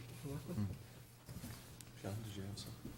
Yes, quickly, Jay, correct me if I'm wrong, but we have our home opener on Friday night down at the football field against Exeter. And we would like everyone to come down and support our home opener and our football team and watch us beat yes, it is Exeter, right? Yep. Great, thank you. Anything else from the board? All right, moving on to the consent agenda. Before I ask for a motion, I'd like to note the resignations of a few of our people. Rhonda Bemel, Patricia Wilkinson, Laura Laren, and Andrew Brown have informed us that they'll be leaving us. And we'd like to say thank you for your service and good luck in your future endeavors. Can I have a motion on the consent agenda, please? So move. Is there a second? Second. Also on the agenda are upcoming meetings. September 27th in the town offices. October 11th, and we'll want to discuss that, is a regular meeting, and October 25th is also scheduled as a regular meeting. As we all know, the voting for the warrant article is also on October 11th. What would be the board's pleasure regarding rescheduling that meeting? I'd rather vote. I'd rather vote too. Second. Can I suggest that we make it the 18th, and I can find out whether or not this room is open or we have it in the other room? Because I'd like to keep it within a week time frame, depending on what happens with the vote. There'd be some actions that I'd like the board to consider. Okay. Does that work for everybody? Sure. Okay, then let's change that on the consent agenda to October 18th. We have a motion and a second on the consent agenda. All in favor, please say aye. Oh, no, okay. Withdraw that, Nancy, go ahead. We're voting on the minutes too, are we Yes. not? I just wanted to ask Mary if I could have you include in the minutes just a little clarification on my discussion, where we were talking about the economically disadvantaged children. First of all, I can't believe how much detail you put in here. But my line of questioning that I felt important and was important and strongly about was the fact that we can have some economically disadvantaged students in our district who, just by the way of being economically disadvantaged, entitle them to services from our schools not based on academic need. And we have some students in our school who are not economically disadvantaged, who do not have access to the same services. So if you could make that change in the minutes, then I would vote for it. Anything Please, else? thank you. Anybody? All right, now I'll call the question. All in favor of the consent agenda as amended, please say aye. Aye. Aye. Any opposed? That's 5-0. Thank you, Mary. Moving on Thank you, to, Mayor. moving on to committee reports. Kafa, nice to see you. Thank you so much for being proactive about sending in reports over the summer. That's a first. Really appreciate your dedication to it. What do you got tonight? All right, well, there's a lot of stuff going on at the high school, so here we go. On August 20th, the day began with the annual Old Home Days race, 5K race. The members of the boys and girls cross-country teams ran the race. Senior Mitch Stroga came in second place, and senior Andreas Geiger came in third place. Following the race, the Londonderry High School Marching Band and Color Guard marched in the annual Old Home Days parade. A good job was done by all, and Mr. Stussy was very happy with the Lancers' first parade of the year. Later in the evening, the annual Applestock concert took place at the Town Commons, courtesy of the LHS Student Council. At the event, many students from Londonderry High School performed a variety of selections. The Student Council sold drinks and popcorn at the event. Many people showed up for the concert and all seemed to enjoy the festivity. On Friday, August 26th, the freshman orientation took place at LHS. The freshmen arrived at LHS around 8 a.m. and had the opportunity to walk around to each of their classes. The Student Council and class representatives of 2012, 2013, and 2014 helped the students find their way around the high school. Mrs. Sapson said the event ran very smoothly and the freshmen left with a better understanding of how the high school was set up. The first day of school was on Tuesday, August 30th, instead of the scheduled day of Monday, August 29th. This change was due to Hurricane Irene's presence in the area. During the first week of school, each class met with the administration and their class representatives in the gym. During the senior class meeting, a ballot was passed out to ask students where they would like to attend for a class trip. Some of the available options that were on the ballot were a Red Sox game, Thompson Island, which is a popular tourist attraction in Boston, to my understanding, and whitewater rafting.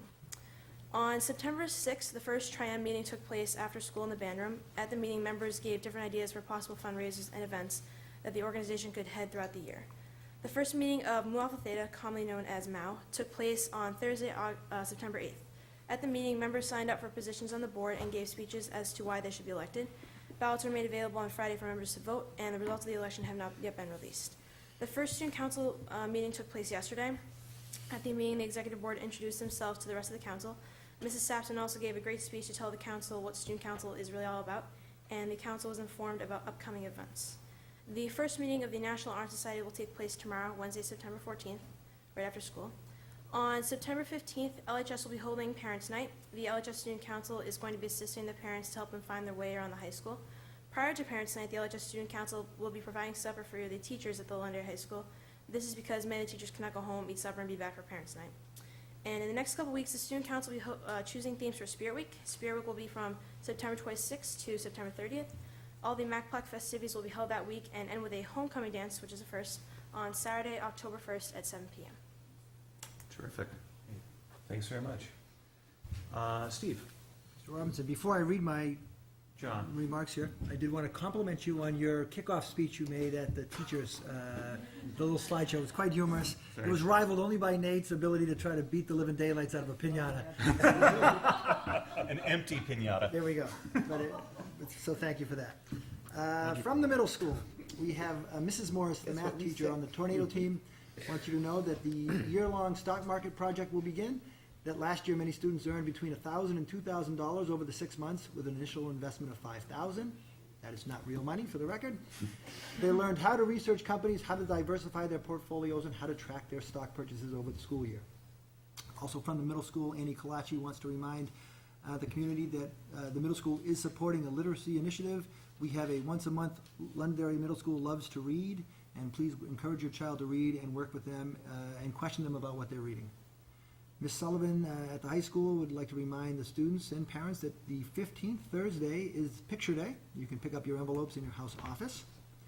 Mr. Sobolov, the athletic director, is updating us on some records of the sports teams. This is, I guess, before anything that happened this afternoon. Excuse me, LHS boys soccer is 5-0, girls soccer 3-0, girls volleyball 2-0. LHS golf is 6-3. To note here, he also mentions the game on Friday, but says it's versus Concord, and that it's Wildcat night, and all Wildcat players and cheerleaders are recognized. It's Exeter, I thought it was Exeter. I call him as I see him here, folks. Okay? LHS field hockey has played well despite being 1-3 with a young team. And Marie Parker, the library and media specialist at the North School, says that the North School library is well underway. All students have books from the library and teachers have all equipment circulated. Teachers have already been sending requests to the library staff for materials to support the delivery of the curriculum. Orientations were given to third graders, fourth graders, and fifth graders. Story time began last week for grades 1 and 2, and they're looking for another productive year. Great, thank you very much. Hey, Jay, make sure that he doesn't go up to Concord. Yeah. Let him. Yes. Committee liaison. I don't have anything to report, sorry. Nothing. Steve? Girls soccer defeated Concord. Yay. Patriots won last night. Patriots won last night. Yeah, and the Cubs beat the Mets. Is that a bad thing? Yeah. When you drive down to see the game, it is. All right, terrific. That ends committee reports for the evening. Deliberations.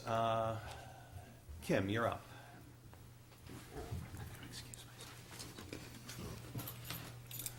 You want to Concord? Hello again. Hey. Coming to you tonight to ask the board's permission to use some of our remaining ARA fund money to purchase a minibus. I've come to you throughout the life of the ARA grant to ask the board's approval for certain expenditures. And we knew that we would like to purchase a minibus should one become available to help support the children with disabilities that, as part of their IEP, need to go out into the community to do both vocational, community activities, and recreational activities. Having these kind of activities in students' IEP is a federal mandate. It's part of the law.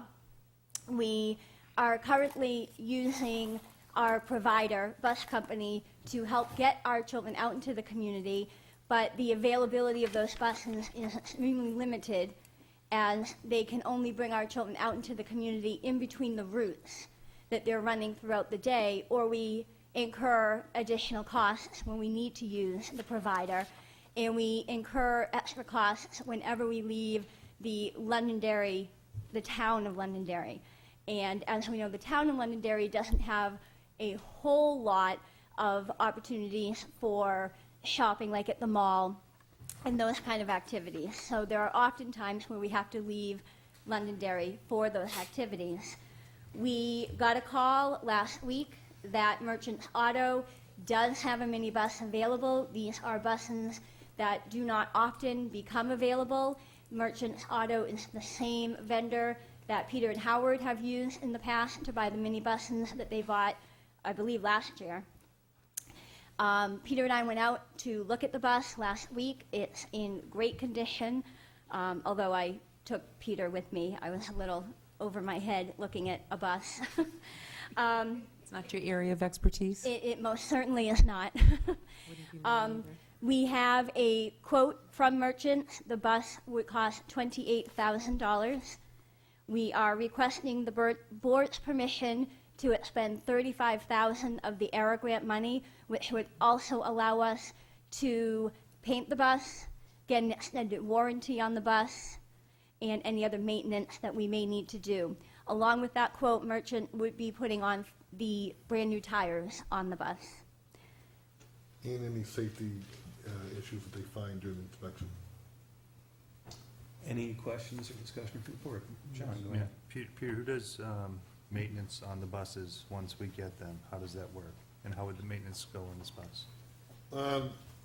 What we do with the two minibuses that we have and the one van, twice a year, because of all three vehicles are required for state inspection twice a year, not once like passenger vehicles. We use a local vendor. We obviously get the inspection sticker and everything. We also tell the vendor to go through the bus both times of inspection. I'll use the phrase with a fine-tooth comb and report to me what the findings are. And they pretty much know by now that anything that's safety related, anything that it looks worn, we'll ask them to repair and take care of.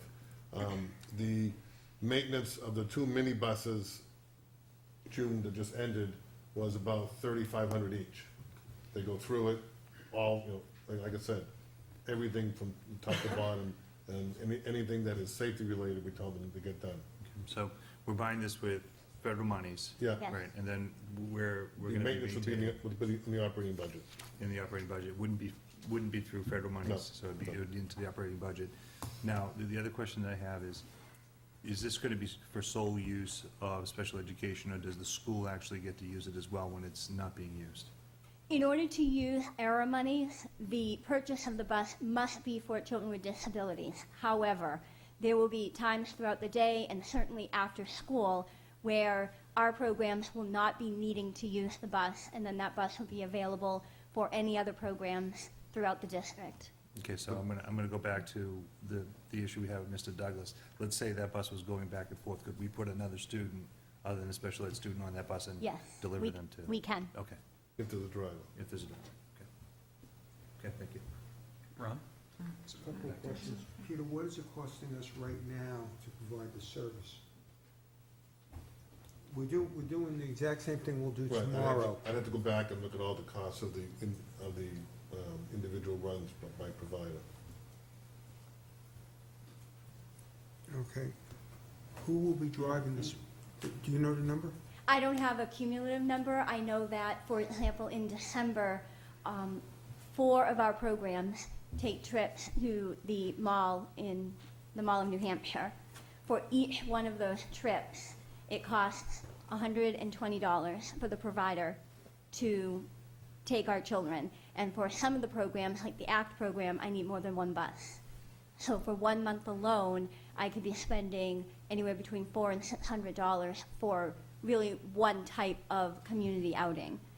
And like I said, this also will expand the opportunities for, it would be primarily used by the ACT and FLEX program at the high school. But right now, they are very much locked into when they can go. And it's not most conducive to when the programs would like to go out in the community.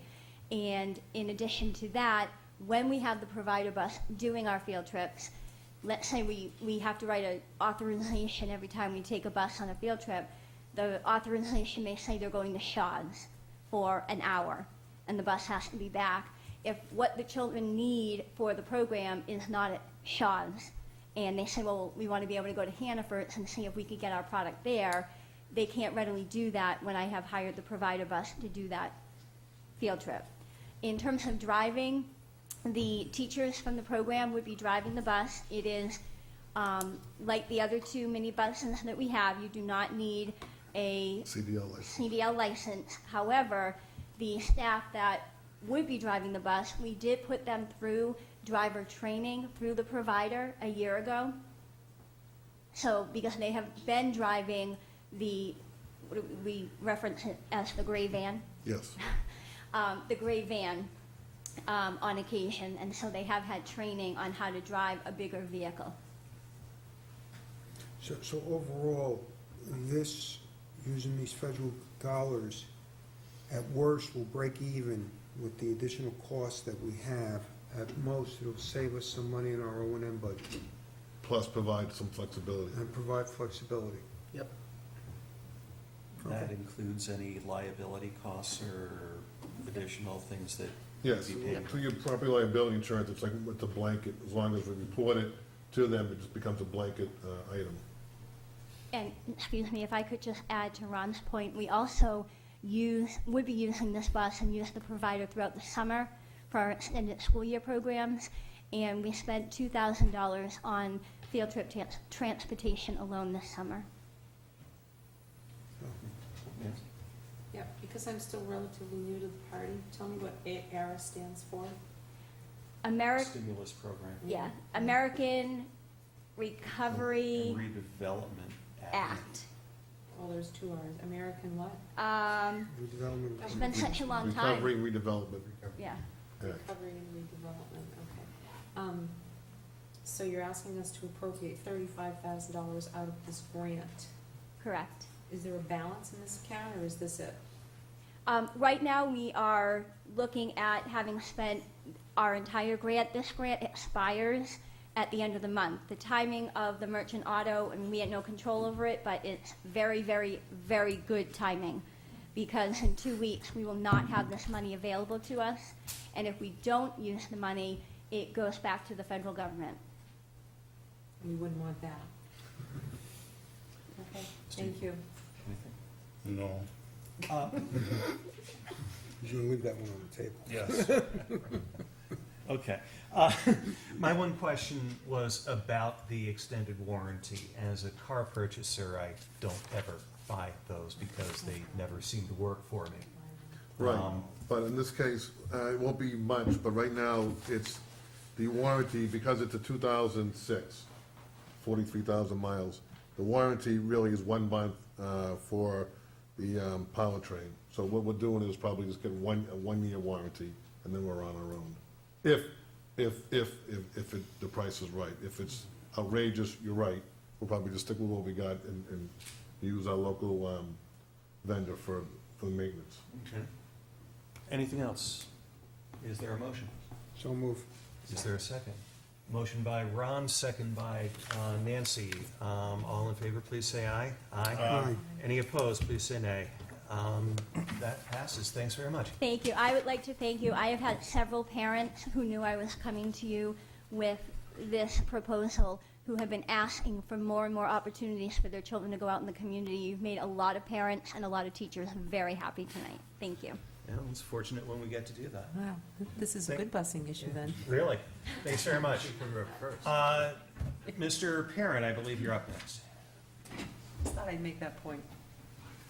Sorry, Mr. Kennedy. That's okay. What do we got? Each year, the high school asks for the school board's endorsement of overnight field trips for our co-curricular activities to include music, our business groups, student council, world studies, the math team, robotics, and all of our athletics. If some of you recall, several years ago, we sort of did it by piecemeal, and we had lots of staff members, advisors, and coaches coming to various school board meetings to ask for permission to attend an annual overnight trip with their teams or their clubs or activities. So we decided to consolidate that, I believe 2 or 3 years ago, and each year asked the board, again, for permission to acknowledge that these are annual overnight trips. We've endorsed them. They're educationally sound. We think it's good for team building. It has merit, and that's probably why it's become an annual trip. So we, again, ask the board for permission to allow these coaches and advisors to go. Any discussion? Make a motion, we approve the. Hang on one. Go ahead. Jay, Jim. what's FOM, F-O-M? Friends of Music. Friends of Music, okay, thank you. Okay. I'm sorry, anything else? Ron? Make a motion that we approve the high school overnight field trips for 2011, 2012 as listed. Discussion, second. Go ahead. Just a note here, there's costs, there's a whole cost column that's listed. Yes. $170 per person, $425 per person, $800 per person, and so on. But none of this cost is taxpayer money. That's correct. Thank you. Then the money comes from, Fundraising from the students, or they'll pay in other pay words, for it. it's the students or parents or somebody who pays for it rather than the taxpayer. Correct. Not to say the students aren't taxpayers. All right, any other discussion? Jason, were these created by you? Did you create this? The form was, I'm trying to think of who The created font it. on this is wicked small. Sorry. I can, I update it each year, so I don't know the originator, so I'll take the blame. Shift it up to like 16, would you please? Find a savvy Excel guy to do that, Shut up, yes. you cannot. We try to make it small so you wouldn't ask, you couldn't see it and you wouldn't ask any questions, Right. and we can get it shown. What is this trip to Tranquility Base? That's a moonshot. Yeah. All right, we have a motion and a second. All in favor, please say aye. Aye. Any opposed? That passes. Thank you. Thank you very much. Temporary administrative assignments policy. This is something that I should have covered last time, but didn't. Is any discussion necessary?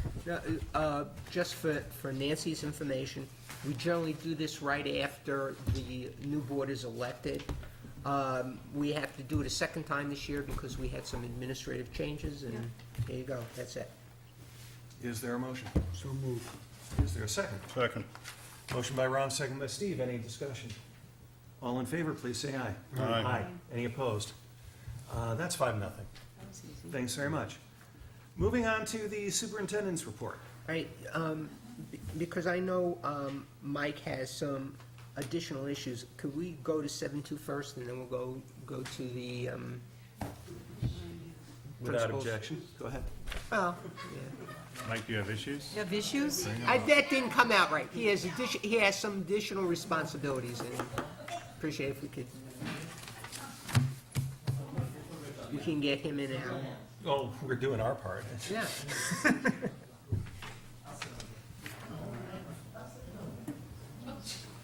Oh, She's a crow. It's like the Three All right. Stooges. Note for the record, assign seating at next meeting. Yeah.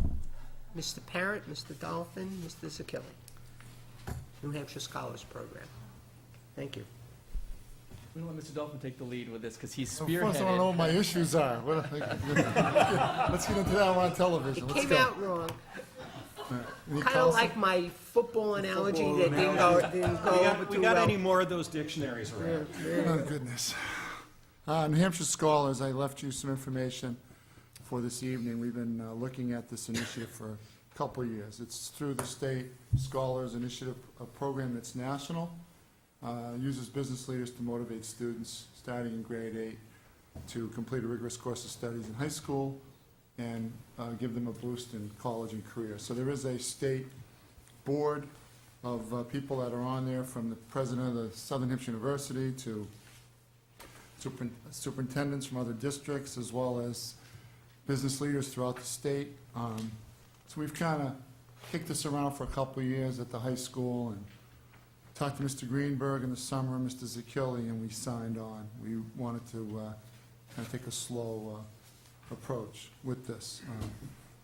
Because I guess the concern, completing a rigorous course of studies, we didn't want to leave anybody out. But basically what this is it's an opportunity for students, and we feel we already have a lot of students that take the kind of courses that we offer in English, math, science, history, social studies, and foreign language.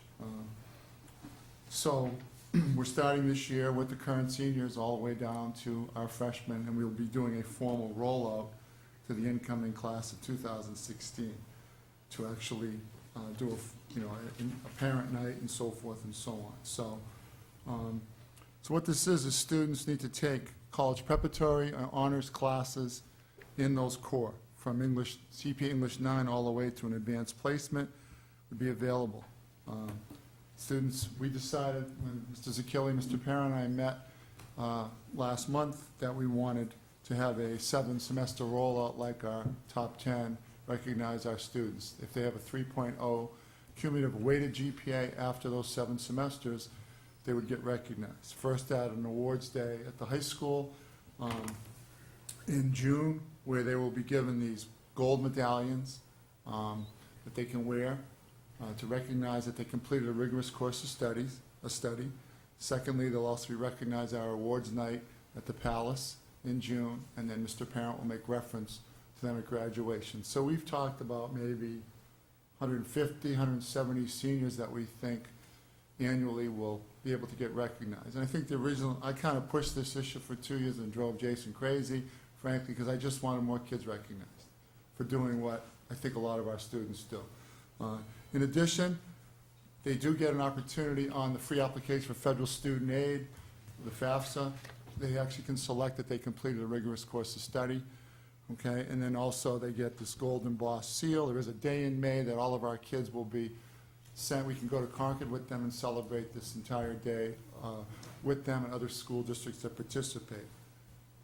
The ultimate goal, too, is it's a business partnership. A lot of the school districts have a business partnership to actually, find a business or procure a business, or if anybody's watching tonight, contact me to actually have a business affiliation, kind of what I'd like to see as a Dollars for Scholars model eventually, where there'd be some scholarships available for the students who are in this particular rigorous course of studies. So again, it's all CP, it's all honors and advanced placement courses that the students would take throughout their 4 years, from English to mathematics, science, history, social studies, and foreign language. And I know on the fact sheet that we gave you list all those out, as well as all sorts of other information So I think at first it's very ceremonial, but it's obviously very important to all of us that we let these kids know that it's not just the top 10 that are getting medals. There's a whole bunch of other kids that are getting medals for doing what we feel our students do in this town.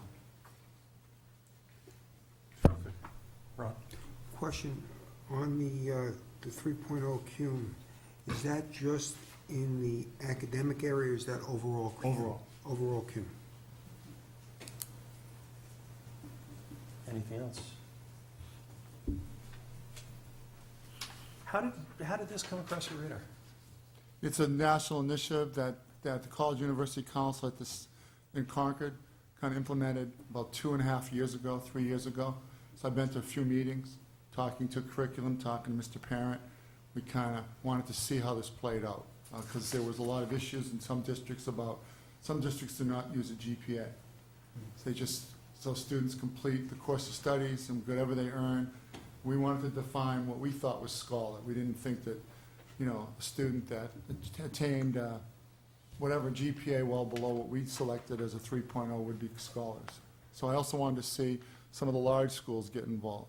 So I have been to a few meetings with some of the members and some of my colleagues, and we kind of really discussed it in the spring, and I think once school get out, talking to Jason, we just approached Nate, had a meeting with Mr. Zakili, and kind of said, I think this is worth pursuing and letting the board know what we're trying to do. And if the board does support this, we plan on rolling it out this year at Londonderry Middle School, so our 8th grade students will, as they're selecting classes up in 9th grade, will be the first group coming from the middle school over. So Mr. Dolphin will come over, he said he would, to talk to our 8th grade students, and also in our January open house program for 8th grade parents, we would introduce the program prior to students selecting classes at the high school. Do we need a motion on this? It would be nice. Okay, Just to be clear, I want everybody to know this doesn't just start with incoming students. Going to let the parents know, by informing them through our emails and our principals and guidance letters, well, that they're eligible. So the current class, this class of 12, the class of 13, and so forth, will be recognized by doing this. We just want to make sure that we do a formal rollout and do it in conjunction with the Londonderry Middle School and, make that the actual first class. But our students will get recognized that are currently enrolled in the high school. One more question. Ron? Is there community service attached with this? I see the academics that you need. Then on the next one, it says community service is recognized. It's kind of like a school-to-career model, what they want to establish with the business. So there could be, depending upon how we roll it out, the first thing you see is a business partnership, like whether it's Northeast Delta Dental. So part of that business partnership would involve job shadows and internships for the kids so inclined. It really is something we can kind of develop. Even though there is a model nationally and statewide, we can kind of develop that and work on creating that partnership. And if it's businesses, instead of a business, that's all well and good. But I can see that we haven't made any kind of decision at this point to say that you have to complete, any kind of required community service.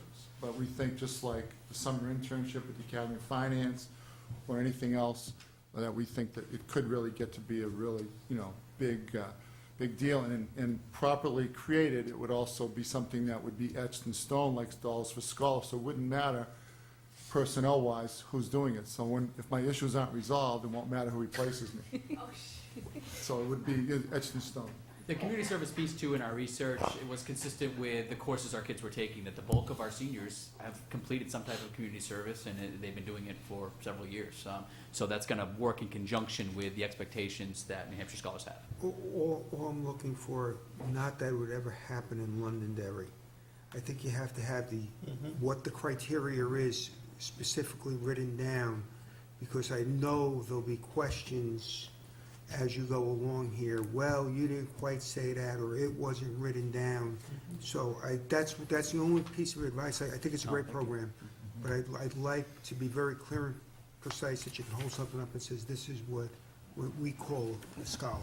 We, with your endorsement, we plan to take subsequent meetings with Scott Powers, who's a Keene State alum and a former teammate of mine in the college days, and he's a representative for New Hampshire Scholars and has been working with us, and we would again, begin to pin him down about the expectations that they have, make them consistent with what we're going to lay out over those 4 years for our kids that are formally enrolled. The beauty of this is that we can also, during that time, over the next 4 years, or these 4 classes, acknowledge the kids who fulfill this and give them the medal that they've earned. When we're all sitting on the stage at graduation, and we have 170 kids that are encouraged to stand. And they're all wearing these beautiful gold medallions embossed with the state seal, and explaining the program with the fact sheet that we included. I think that would be pretty impressive group, and I would expect it would be somewhere close to 170 based upon the current class, and that's pretty much testimony to the educational community in Londonderry. So you've already spoken to these 170 kids? They were like ready to rock? Oh, okay. All right. So how did you get that number? They'll be batch emailing the parents, explaining the criteria, and students obviously who are already on this pathway will be recognized. Because what we had to do also, because on their fact sheets, you're supposed to take 4 years of English, algebra, algebra 2, geometry, biology, chemistry, physics, so many sciences. I had to actually get Mr. Power to approve all of our other courses by name, from CP English to Advanced Placement English Literature. So if a student starts in geometry, for example, based upon their criteria, they wouldn't qualify. So we had to get permission for all of our courses in the CP Honors and AP realm to be approved.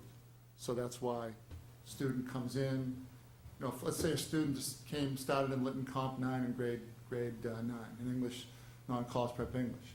Student can still take 4 years of English. If that student doubles up as a senior and takes additional semester Englishes, which are laid out, that student could still qualify. Motivational tool, an opportunity for more students to get recognized, the students to continue with that rigorous course of study. I mean, all of the brochures, all the fact sheets, the governor, all the presidents are talking about rigor, academic rigor, you've heard it all here, rigorous course of studies, so forth and so on. We certainly have that available. We know when our kids come back and see us, they say, gee, Mr. Parent, I already had all this stuff in my AP Calc class. These other students are sitting there, and Catholic can explain, they're going, I don't know what's going on. And those are just subjective data, but that's the one thing that's consistent. So more kids are encouraged, and we don't certainly want to discriminate against kids who can't take these classes. And we certainly want to say, well, gee, you belong in these classes. Plenty of recognition for them. You certainly see them at the baccalaureate getting scholarships with the benevolence of the community. So I just think it's a good way for all of us to say, hey, congratulations to all of you. Because you see the top 10 come up and 10 kids get medal. So we couldn't decide to give the medals out at the baccalaureate because you'd be there till 11 o'clock. But at least we'll be able to recognize those students instead, and that's going to be quite an evening. Calvin. I was just looking at the eligible courses on here, and I noticed that if you're going to reinstate this year, CP Sophomore Humanities wasn't included on the list. And now I know that wasn't something that was on the course selection sheet last year, but I know that this year's seniors and the juniors also took that class, so I was wondering if that would be included in this. Absolutely. There's a good reason you're here. I'll make sure that Mr. Power is aware of that course. Correct. So we'll have the Thank follow-up you. meeting with him if we can get the board support. Mr. Chairman, Anything else, Scott? make a motion that we support the New Hampshire scholars at Londonderry. Second. Motion is by Ron, second is by John. All in favor, please say aye. Aye. Any opposed? That's 5-0. Thank you. Thanks very much. And Ross, may I keep him here and ask the board to entertain the follow-up with the post-high school athletics and music, if I could? Yes, Mr. Parent. Thank you, Mr. Greenberg. It's all right. Appreciate that. He's here. And Thank you for assisting me in this process. I greatly appreciate it. I appreciate it. Since we're here, and I want to publicly acknowledge Mike Dolphin's efforts, as you recall with the articulation report and the college destination report that I gave the Good College Try to, really it's Michael's report, and I just simply share that information on his behalf. But while he's here, and he knows that the board has asked for follow-up information on the destinations for athletics and music, and I think that was a great supplemental piece to a traditional report we give on where our kids are going. And as you know, they're going to some of the best colleges and universities in the country. In your packet, you have a list of colleges where students are playing intercollegiate athletics that Howard has provided you, and we wanted to just acknowledge Over the past couple of years, 14 student athletes signed national letters of intent and are going to college on scholarship for athletics. But in addition to that, 14 others from the class of 2011, and we have between 12 and 200 seniors every year play at the collegiate level. I'll just pull out a few athletic programs in football. We have players at UConn, Brown, WPI, Norwich. In girls lacrosse, UNH, Plymouth State, Virginia, Vermont, Bowdoin, Keene State, Stonehill, RPI. In baseball, Becker, Johns Hopkins, UMass Lowell, SNU, St. A's, Keene State, Plymouth State. So we heard a guest speaker at the Meet the Coaches night, and he had indicated that nationally less than 5% of all high school kids go on to play at the college level. And we're sending a good percentage of our kids playing high school athletics onto the college fields, and we're very proud of that.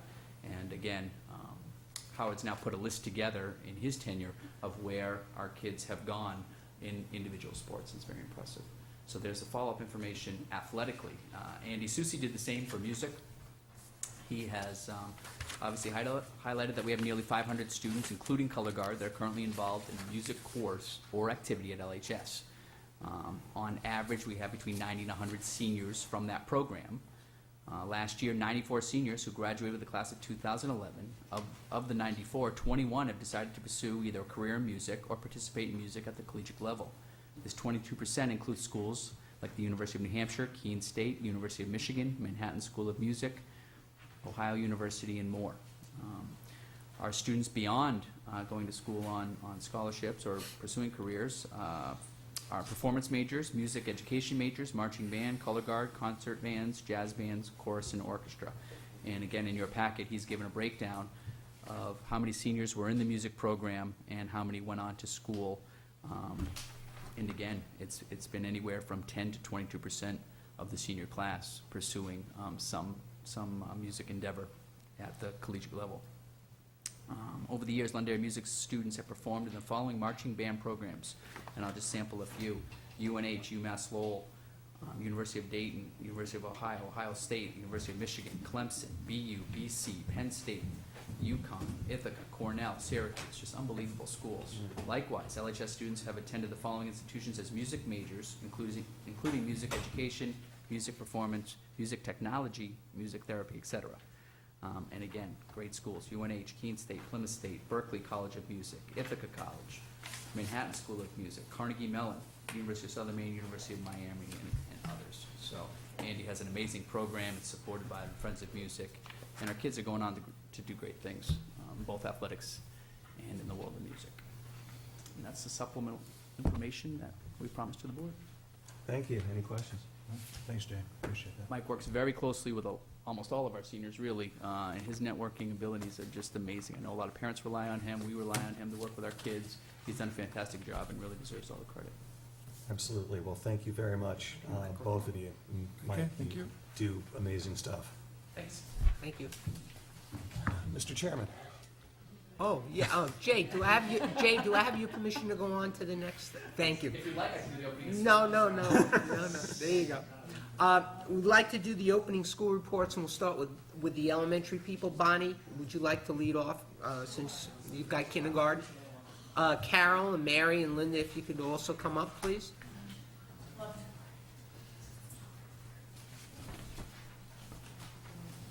We had a great opening at Moose Hill School. As you saw, as you walked through the building on the night of the visits, the custodians did an excellent job of getting our buildings ready and all spruced up.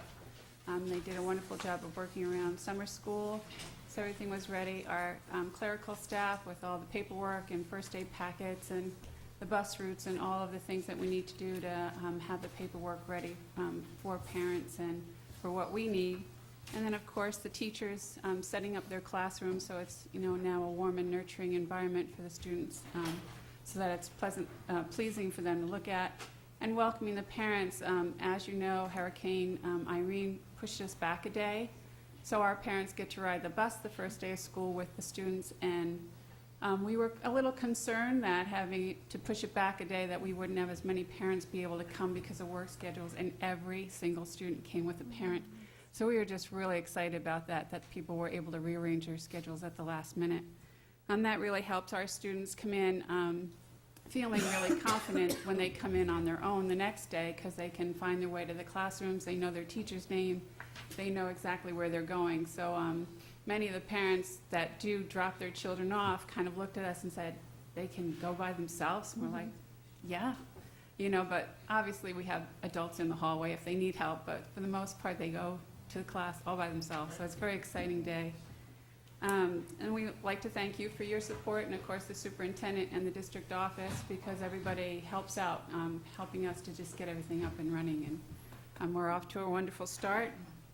At kindergarten we have 250 students, 131 AM students and 119 PM students, for a class size in the morning of 18.7 and in the afternoon for 17. Our LEAP has a little different opening than we do in kindergarten. They have an orientation day followed by, an open house followed by an orientation day, depending upon what days they come. LEAP, as you know, the numbers are constantly changing due to when children turn 3 and are eligible for the program. But we have started with 105 students in the LEAP program, 49 special ed students, and 56 inclusion students. And I did have some people visit in the past couple weeks, and on 3 different occasions people have said to me, it's just so wonderful to come and visit Moose Hill. I just love watching the children walk in. I can't help smiling when I'm here. And I have said to them, and many people, if you're ever having a bad day, all you need to do is come to Moose Hill and your day will be wonderful from there. So I thank my staff. I have an excellent staff, and we're off to another wonderful start, and we look forward to another warm and caring and nurturing year at Moose Hill. So thank you. Thanks very much. Thanks, Bonnie. Okay. Well, we are on day 9 of a really great opening. 171 to go. The weather worked out beautifully. Irene brought in some beautiful weather, and we got to experience indoor recess last week, and we handled that very, very well. We tried a fire drill today. We're real proud of our kids. I know Carol did one last week as well. But it was so quick and so quiet, so great things are yet to come. You can always tell by the first fire drill. Just to echo what Bonnie said, our custodians did a beautiful job getting us ready. We were lucky. We didn't have a lot of renovations happening this year. We did have the rec program, which we haven't had in a couple of summers, and it was a great experience. It was like they weren't even there, which is great for the custodians. The facility worked out really well with our 2 big gyms and a big play area, and the kids were happy and satisfied and active all the time, so it was great to have them around for the summer. We had a few surprises over the summer with enrollment. So we opened our doors to 552 students. This is only 2 down from the opening of last year. However, we expected to open at 511, so we're up 43 from the projected number. Average class sizes are, in grade 1 we have 21, we expected 18. In grade 2 we have 22, we projected, I should say, 20. Grade 3 we have 20, we projected 19. In grade 4 we have 26 in each class, and we projected 23. And in grade 5 we have 23 in 5 of the classes and 16 in one of the classes because of a special ed student. We projected 21 in each of those classes. So we enrolled 43 new students over the summer. We lost 14 to a net gain of 29 students, and 55% of the new students were in 4th and 5th grade. And our elementary staff did do a bit of curriculum work over the summer. We had our PLC core team, and I know Mary and Bonnie and Carol, the same staff members involved, worked hard over the summer to create common formative assessments for the language arts essential standards, which you'll hear more about through strategic plan and our curriculum efforts. We also had a math team working on realignment of the curriculum maps and developing of some assessments for math. And we also had a great 2-day workshop on co-teaching, which was piloted at Matthew Thornton last year, and which we're trying at South School in 4th grade this year. And our next big event is our open house tomorrow night for 4th and 5th grade, and ice cream social the following Wednesday. And that's it. Terrific. Any questions? Go ahead, Nancy. Can you tell me off the top of your head, what is the state recommended average for students per class for your fourth grade? 30. 26 seems like. 30. It's 30? 30. Really? It just seems like 26 is a big class. Do you have co-teachers in those classes? We have Or one assistants? assistant to support 5 classes for 3 hours a day. Okay, thank you. However, the co-teaching model is a model that will help with that situation. That means that we have 4 classes supported by 2 special ed teachers and 2 special ed assistants. So there's another person in those classes all day long. Okay, so your fourth grade teacher isn't solo all day? No. Okay, I guess that was more my concern. Okay, thank you. Thank you. Yeah, sure. Thank you. Okay, Linda said it all, and Bonnie said it all. Exactly. But we just want to say thank you, too. I know each one of us feels that we just have the best job, and it's so true when you see the children come off the bus the first thing. All the angst and nervousness goes right away, and you just know that you're in the right business. We had a lot of work done at Matthew Thornton this summer. We had a new roof put on the gym, and we also had our new sprinkler system put in, and that was wonderful. And it certainly did make the building sort of quiet. There weren't any people around the building, just a lot of workmen. So we were able to get a lot done over the summer. They also installed some new tile in the hallway upstairs, and that's made a nice difference. But Chuck did an amazing job of finding a good company for the sprinkler system, and he was able to incentivize them to finish on time. It was a very quick turnaround on this system, and we were planning on having the teachers come back August 22nd, but as it turned out, we were able to open up the school a week early to the teachers. So the teachers were very happy, and everything was done for the first day of school, which didn't happen on the first day of school. But, everything worked out really well. We had our X2 performed beautifully, and we thank Sean for the work that he did. The parent portal was highly effective, and we were able to use all the information. Even on the info site, Tom Cranmer has now created graphs that show student performance over time. And because we were able to enter the information early, the teachers have had that information for over a month and are able to get right in and target student needs. So that's a really nice thing to have. The teachers appreciated blocks of time to prepare, and they just have done a beautiful job of getting us off to a smooth start. The students were already settled in and are hard at work. We even had 4 student interns from the high school show up today, and also a student intern for the nursing department show up. So everybody's jumping right in and getting things done. And you walk around the schools, you don't even feel you've been away. And we do see a lot of smiles, and even our very few anxious students are starting to show signs of settling in, so that's good. Mr. Thompson, my cohort in crime, has done a wonderful job of running around the school and wearing the special ed hat as well as the assistant principal hat. He's done a beautiful job, and I really appreciate the work that he's done. He's also worked closely with Deb Setterland on the district programs, and we now have close to, I think, 24 students in the district programs.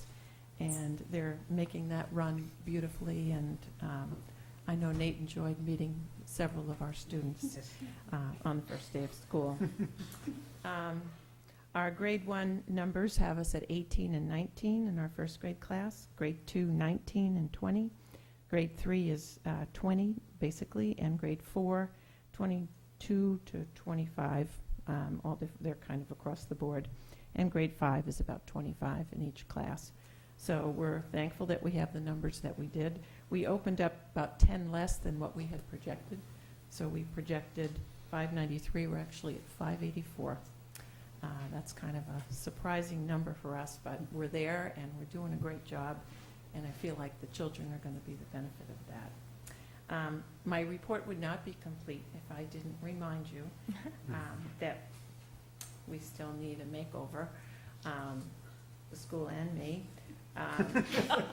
We did an extreme makeover on our mascot Paws, and he looks beautiful. And so if we could just do that for the building and for me, we would be in great shape. We know this is a tough budget year, but our bathrooms could really use some updating. I know you would all be disappointed if I didn't mention that. Thank you so much for your wonderful support. We greatly appreciate that. Your turn. Now that they've said it all, I really don't have a whole lot to say. But we did have a great opening, and I will have to echo their sentiments with regard to Chuck and the custodial staff and the high school boys and the college kids that come back to help us. They do an incredible job, and because of the work that they've done under the tutelage of our regular guys, they learned how to run equipment, applying wax, buff the floors, clean the windows, get in the crevices of those bathrooms that you talk about. So, yeah, because the white glove does come by, and they know that I'll be there. But anyway, they did a really great job, and it's great for parents and teachers in particular to come back to school and to see the floors all shiny bright and the cobwebs out of the corners that were there when they left, probably. So that was really, really good. Beyond the usual cleaning and scrubbing, we did have some, I don't know, there's probably a more technical word, but tarring of the roof. Yes. What it's called, Chuck? Sure. Peter. And it was done during the most hottest days of summer. You couldn't have asked for hotter days, and they were up there. It was awful. I mean, the smell just permeated through the entire building. And we were doing some enrichment clusters during that time, but we did survive all of that, and so that is really great.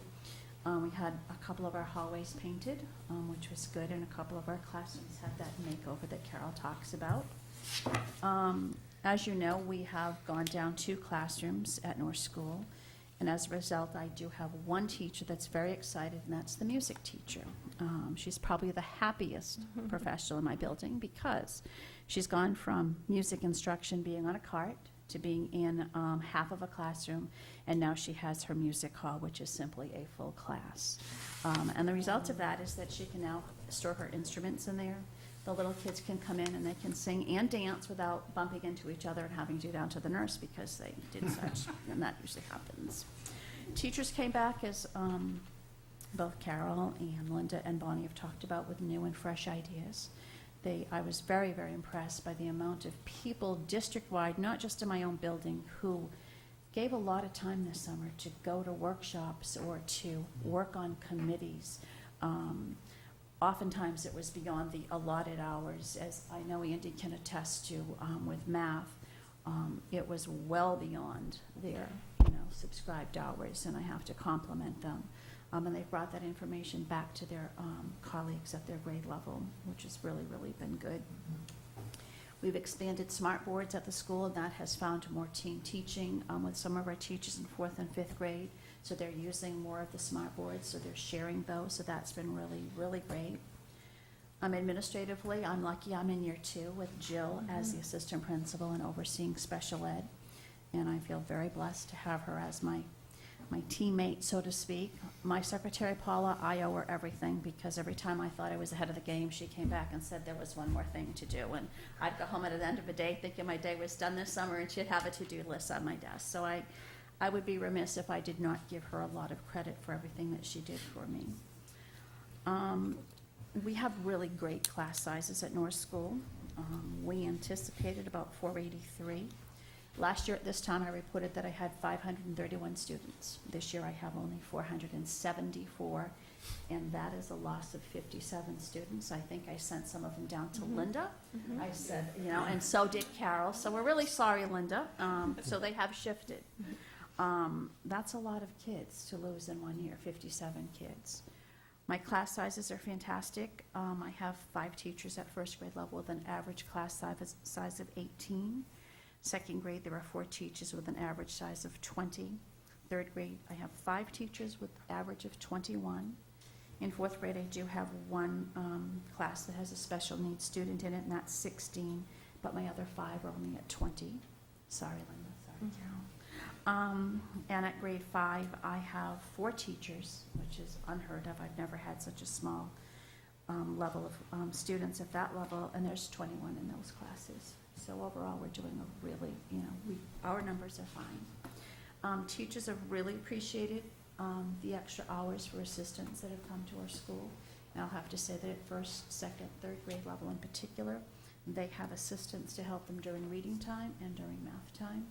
And then at 4th and 5th grade level, we have some co-teaching being done with special ed, reading teachers, and some of the other assistants as well. So we're in great shape, and we're off to a great start, and thank you. Terrific. Mary, where did you think you were going to be starting with your population this year, 483? I think not five, I'm sorry, I fibbed. I thought we were gonna be at 531 is what I should have said, sorry, Ron. It was going to be similar to what we had for this year, but we're down 57. So we lost 57 So students. we lost 57 students over we last year, had- that's a lot. We had projected 483 480. for this year. Oh, 483, okay. Right, and we had 531, and we projected 483 for this year. So we were staffing based on a drop in enrollment of 46 students. Okay, that makes a lot more sense Yeah. to where we were. I wasn't that far off. What's interesting, and Linda brought it, we have seen unexpectedly internal movement in town to the south end of town. So there's been a shift internally, because I know Carol had a number of students that moved to the south end of town. Mary also had a number of students that moved to the south end of town that came in. And for whatever, I think because there are a number of starter homes in the south end, those appear to be the ones that have turned over. And that may be the reason for the unanticipated increase that we had at South. Historically, we haven't had that jump that we. Can we use X3? Just an interesting comment here is, of the 40 additional students of South, how many of them are internal from the district? Oh, I can tell you that. Okay. 14 came from Okay. North and Matthew Thornton. 14 from Matthew Thornton, how many from North? Oh, 10 were from Matthew Thornton. okay. Then four. Yeah. 14. 14 total. So she had quite a few move-ins. That's the number I was looking for. No neighbors. Yes. Yeah. So Nate, what do we do in a situation like that? Do we leave it where it is, or do we talk about, or do you, before we start school, do we shift teachers around? How does that work? Well, we had a very unusual situation this year, as you're well aware, because we had to freeze a number of positions and we put people in. Our plan is now is, I'm not gonna shift people. I wanna see what happens on October 11th with the vote, and then I think we'll take a look and see what additional staffing adjustments we may have to make to attend to some issues that we've seen. 26 is large. Yeah, yeah. 26 is big. Anything else? Thank you very much. you. Congratulations. Looks like another great year.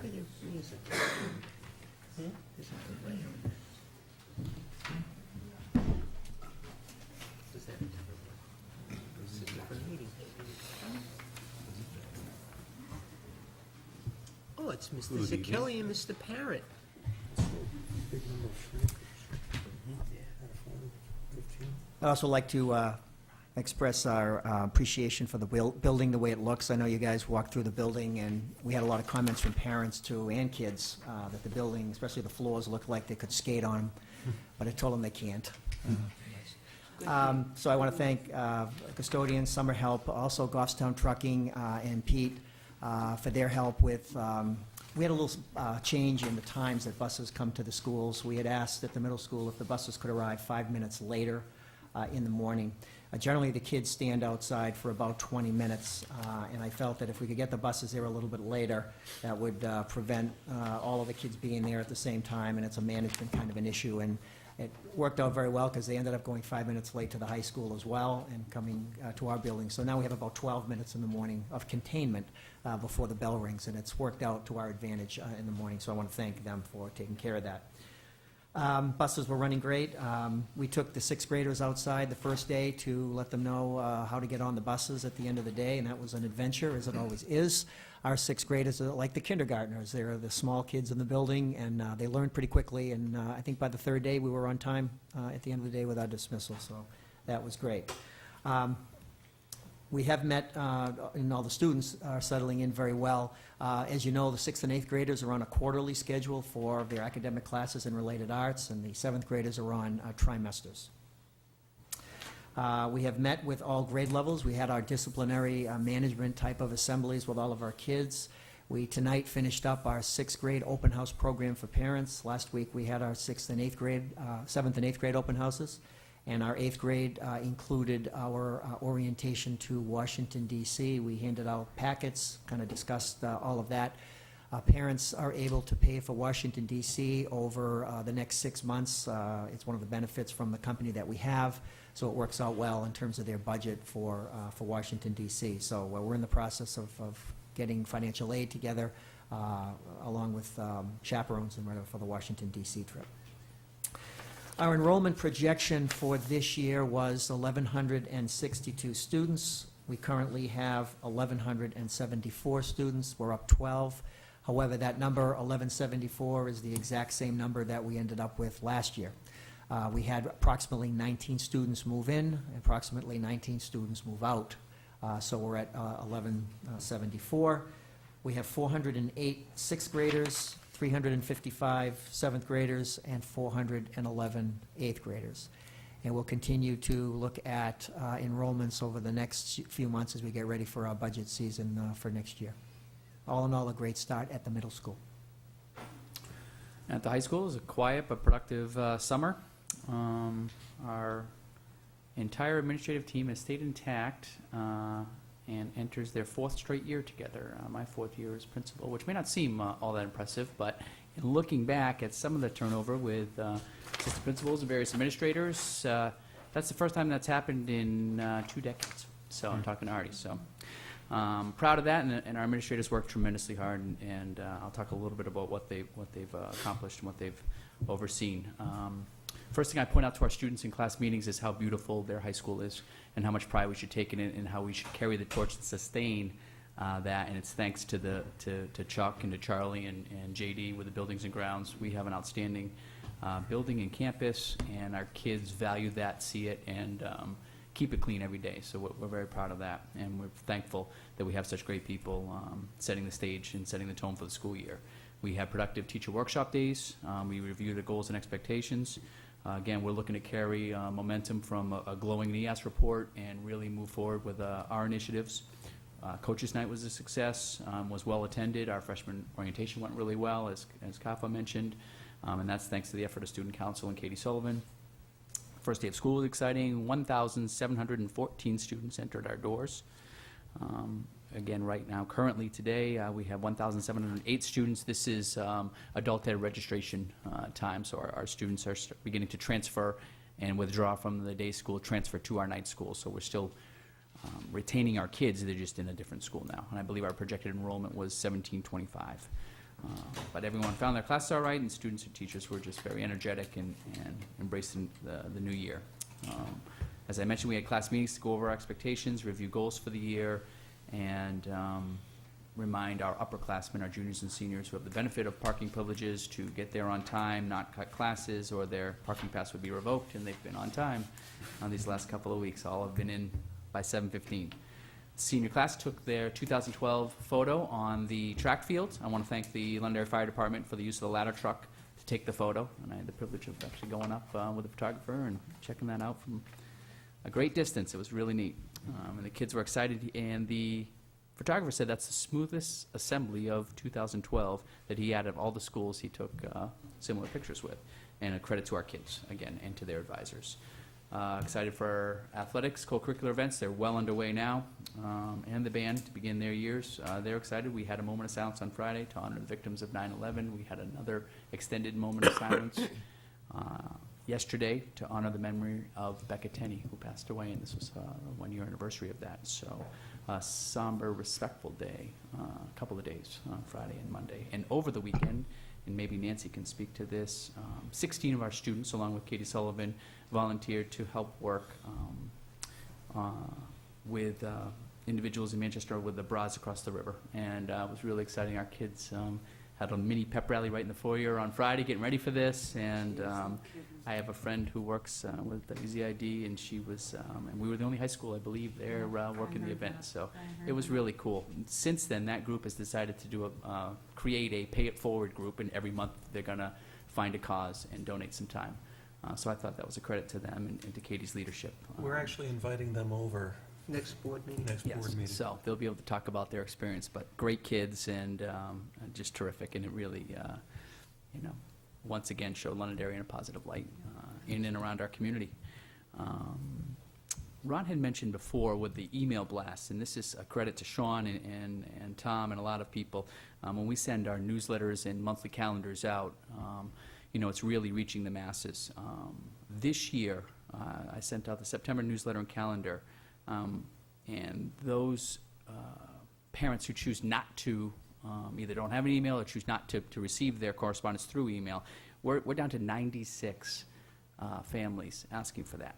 The year before was 196. 3 or 4 years ago, we were sending home 600 letters and calendars and different pieces of mail. So it's really shrunk, and it's amazing how many people are taking advantage of this, and it's great correspondence that we think with the families. So I know the rest of the principals do that as well, and it's really become efficient. So I want to say thanks for that. That's the high school. Thanks very much. Questions? Great. Thank you. Sounds terrific. Thanks very much. Rich? Yep. PTA on Thursday? PTO meeting tomorrow night. Tomorrow night. Wednesday night? I'm sorry, Thursday night, Thursday night. 7 PM, library. Thank you. Thanks.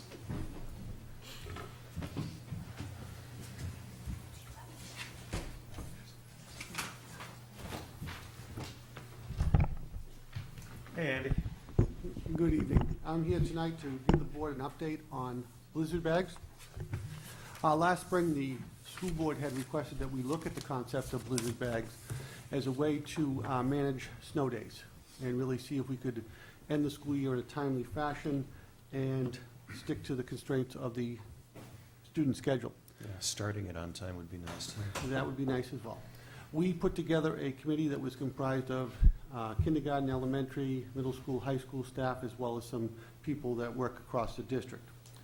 The committee contacted Kearsarge Regional, Litchfield, and 2 small elementary schools who are part of a regional district that are presently using the blizzard bags. Kearsarge was the pilot district. They mainly went with the program because their buses put on 4,500 miles a day. And they have such a large area that in one side of their district it could be snowing 6 or 7 inches, and another side of the district it could be perfectly sunny. So they were really looking at this as a means to really assist them. Litchfield used the concept last year. They had already established a graduation date, and then because of the storms, their seniors were in jeopardy of having to move that date. So they actually used the blizzard bag day on a teacher workshop day. The senior participation was outstanding. They informed me that the underclassmen participation was a little less than desired. The 2 elementary schools are rural schools up north, and they've used it on a concept of more the paper bag and not so much getting into the internet. The committee came back together in August after a number of discussions over the summer and exchanging emails. And at this point, we decided we needed to really survey the faculty because the committee had a wide range of opinions of how that it would be received. So we put out a survey to the staff, and I'd like to thank them because the response was terrific. We had 311 staff in favor of looking further at this concept and 37 that were opposed. Most of the comments that I included in your bulleted items were from staff that were in favor of it, but had some concerns. Some of the big things is how do we continue the consistency of the curriculum through the blizzard bag? What is the percentage of staff and students that have to participate? Well, the student percentage is set by the DOE at 80%. The staff participation rate would be what is expected of the board. The one question that came up was what happens if we meet the staff participation rate and do not meet the student participation rate, and thus the blizzard bag does not count, but the staff has worked a day. The other things were more around curriculum. Are we doing blizzard bags by grade level of content? Do we want to use department meetings, prep periods, early release time, or teachers' workshops to start looking at how we put these together? Is the grade based on the quality, the effort, or is it simply a pass-fail? The other piece that was raised by faculty was the concern of putting blizzard bags on the plate now when we have PLCs, math work, writing prompts, and ES recommendations, and focus monitoring. And how would we balance all those initiatives that are already in place and part of the strategic plan? One of the questions that we'll be asking parents, because the committee has agreed to put together a parent survey, and it will probably be going out electronically with a link to the actual survey sometime next week, and we'll leave it up for approximately 2 to 3 weeks and get parent feedback on what they believe of a blizzard bag, because how much independent work is a student expected to complete on a blizzard bag day? That varied from the districts we talked to. Some had 20 minutes for 8 subject matters. Some had blocked it out, basically saying that if a student completed a 4-hour day, and what they had done is they had taken out basically the study period and the lunch period and arrived at that time frame. So that's one concept that we need to look at. We need to ask parents if blizzard bags are going to create a daycare issue. You know, a lot of times the students in the neighborhood might go to the neighbors on a snow day, and if there are 3 or 4 children now and we're asking them to go on the internet, how many computers are in that house? They might have internet access, but can they support a number of students at once? Again, how will families with multiple children balance the internet use? How will we handle power outages and work completion, not only from a student point of view? If you just look at the hurricane, there was one section of town that had power and another section that did not. But what does that mean for teachers? If I'm in a town where I can't access it, how do I respond if my lesson was internet-based and email correspondence? So we need to look at those issues. When will the work be due? And it sounds like a simple question the day after we come back, but what about those students who have extended time in their IEP? How do we balance the roles of the classroom teacher versus a case manager, a counselor, an allied health professional? They all are under one agreement. So there needs to be some consistency and equity there. And also we need to look at how we're going to make up the services that are guaranteed in an IEP when that student misses that day. You know, if there are guaranteed counseling services or OT, PT, we come back, we've actually lost a day for those student services, so those need to be made up. We believe there are a lot of discussion points here, and in talking to Kearsarge, they're in their 4th year. The feedback they gave me is if they could do one thing differently, it would be take a more thoughtful approach to it, because they've had to deal with a lot of these questions on the fly. Some of these questions relate back to teacher contracts. One of the other questions that will need to be answered is our assistants would not be in on those days.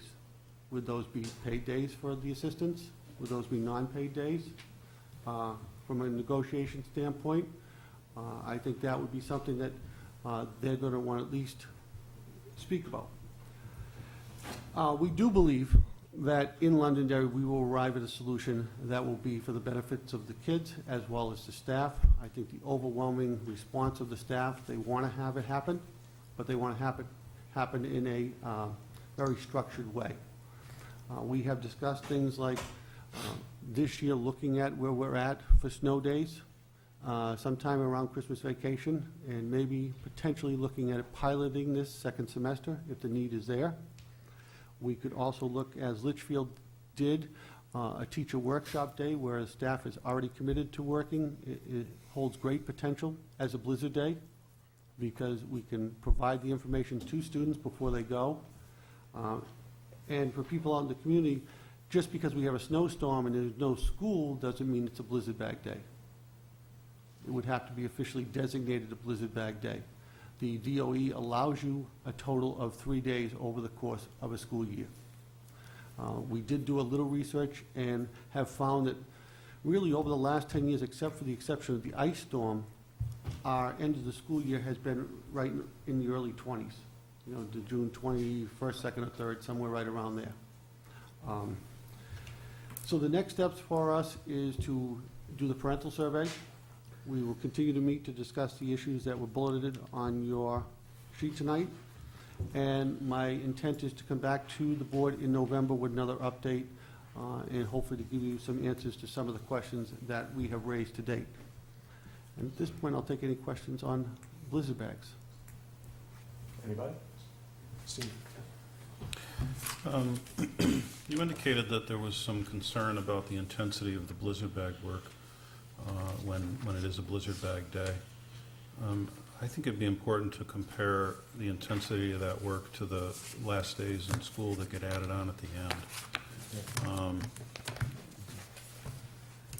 Dare I say, it couldn't be much worse. I mean, I'm sorry, but... That has definitely been brought up by the teachers when you look at a building. If it's 85 out in June, if you're on the second floor of some of our Right. buildings, it could be over 100 in your classroom. So that has been definitely raised. I think, maybe I used the wrong word. I think the consistency concern is not the work as much as we don't want to create something, say, September 30th, that we're going to be using January 31st. Because that doesn't give us that consistency of moving the kids forward. So we're looking at how would we put this together, and in some instances it may be easier because your middle schoolers and high schoolers tend to use X2 more. Yeah. And many of their assignments are already posted on X2, so there's a conduit to be used. The elementary schools, we're looking at maybe some of the things that we could do to address some of the areas of writing, because a writing prompt remains valid over time, things like that. I really do want the board to understand, I think we're going to arrive at the right place in a pretty timely fashion.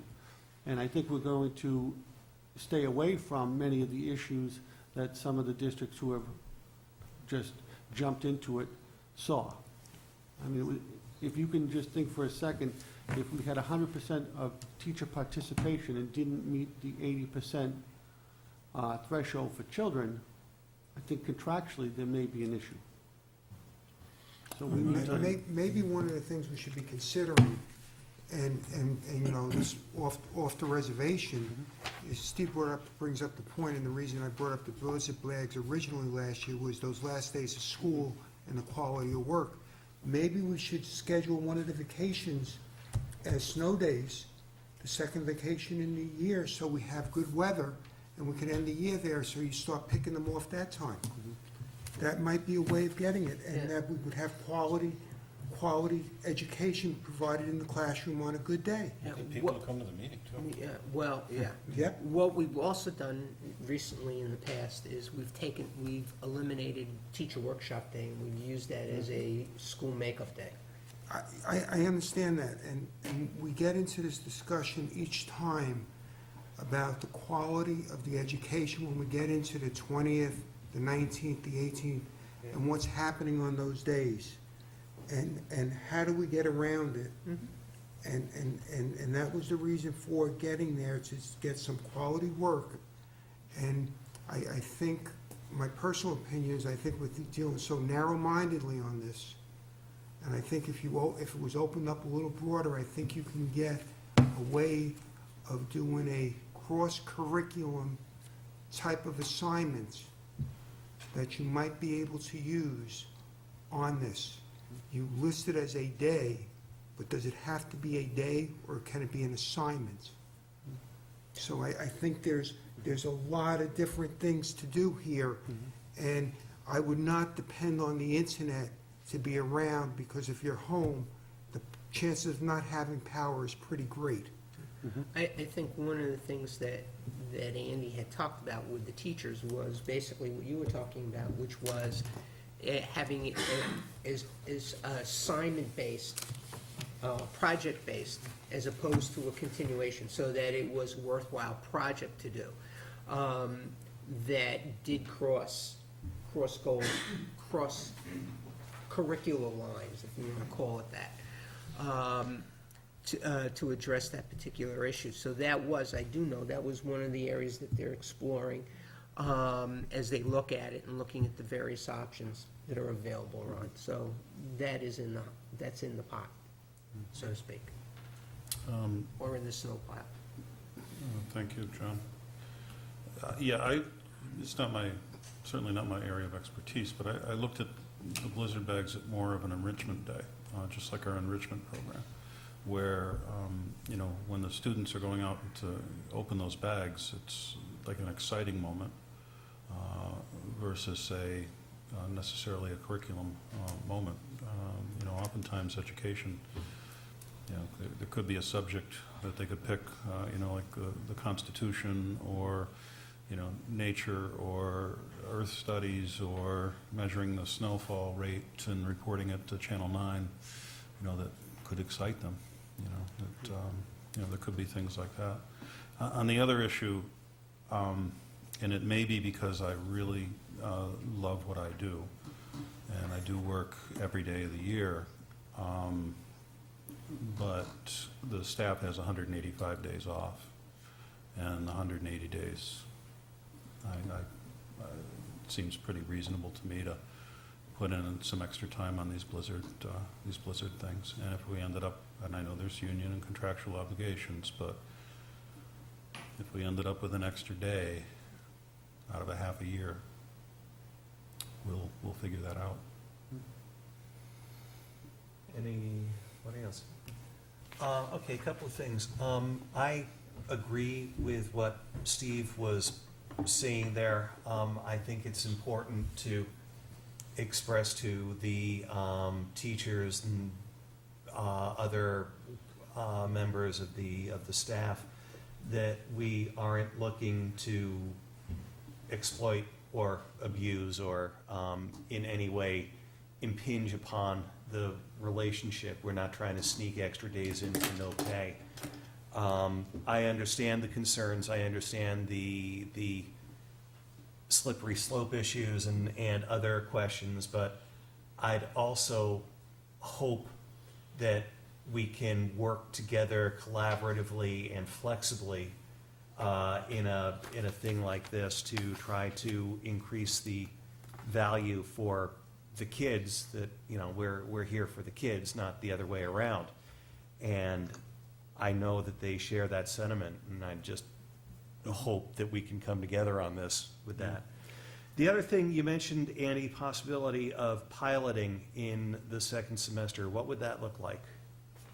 Well, we had talked about looking at the number of snow days that had been used, say, before December, because Yeah. that gives us the ability to look ahead. And then looking at, teacher workshop days, to Mr. Campo's point, there's also the potential for a blizzard bag to happen on a Saturday. Mm-hmm. Because basically, it's a day where, teachers and students are gaining back a day, So I don't think from the traditional piece, it necessarily has to be just what we're looked at. It's a means to make up a day. I mean, we can look at the value and the time around early release and things of that nature. So, Okay, I guess the question I was trying to drive at is having a pilot program in place, would that be something that would be across the district or in a subset of the district? Would it be a program that would buy us out of a snow day or two if some should happen in that time frame, or would it be more of a test program?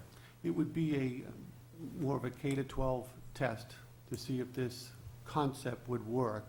And yes, if we went to this pilot, it would count for a day. Okay. Is that time frame okay with everybody? Okay. Great. Anything else on blizzard bags? No? Do we need any, we don't need any kind of motion or anything on this, do we?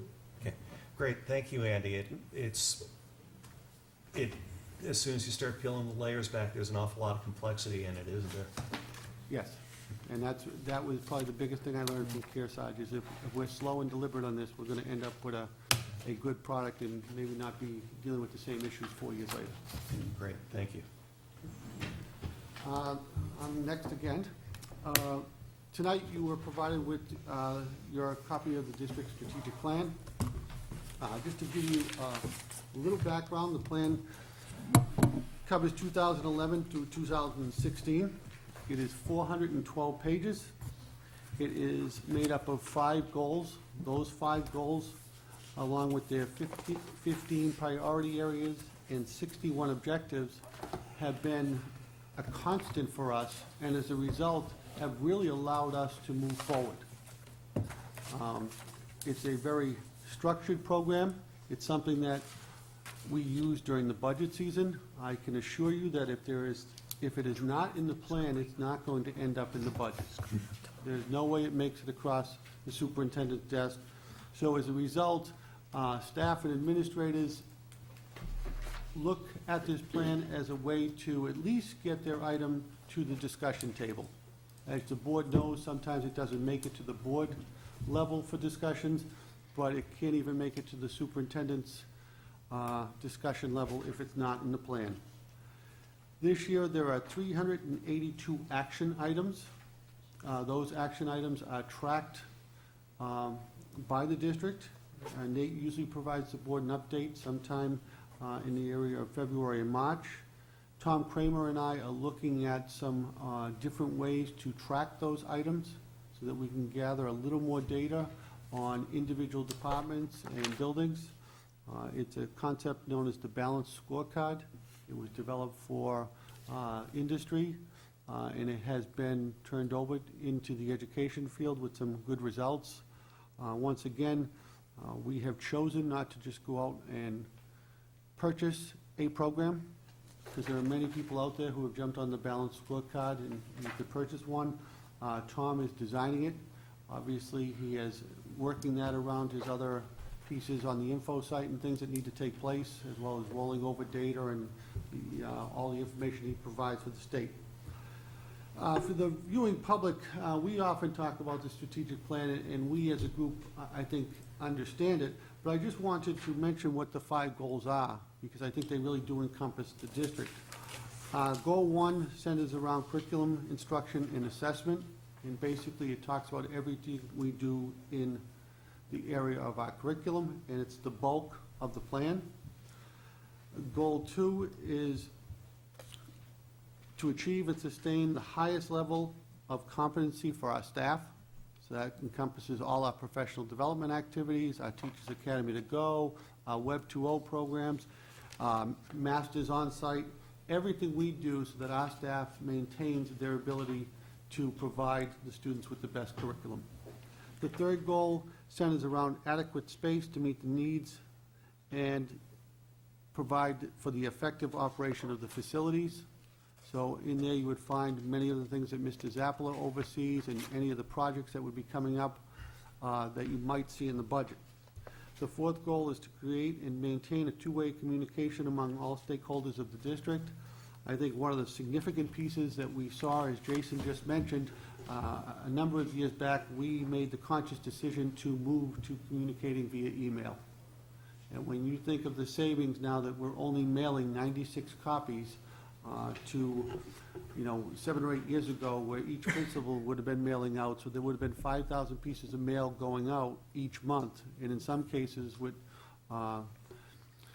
different family situations, there were over that many pieces of mail. So this has really resulted in a significant savings. Other things in here that have come about are like programs like Mike Dolphins runs with our counselors communicating with parents, just a wealth of different things, so all our stakeholders know what we're doing.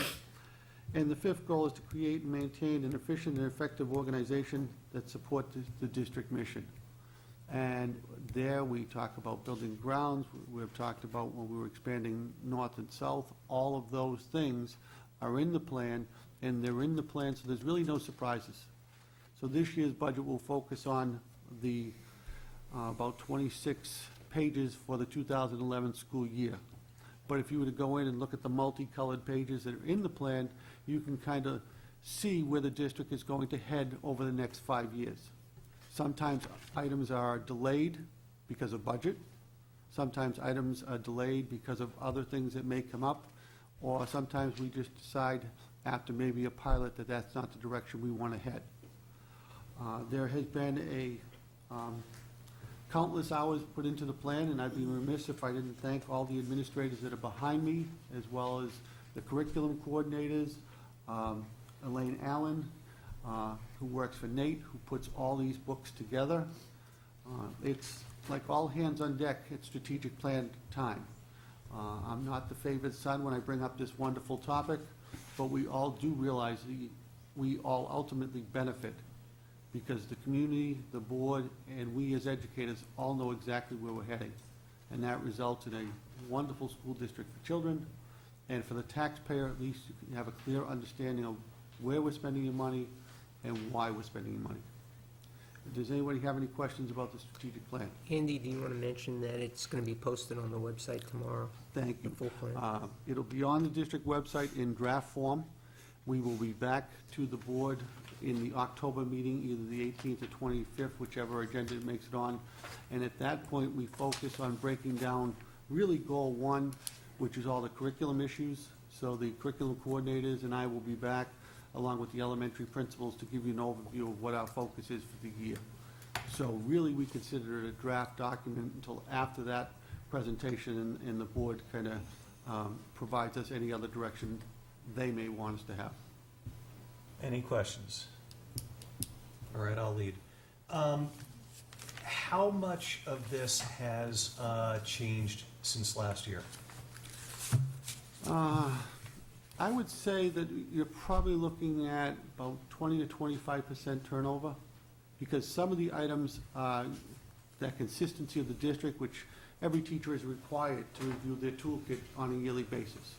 So there are some ongoing items that take place every year.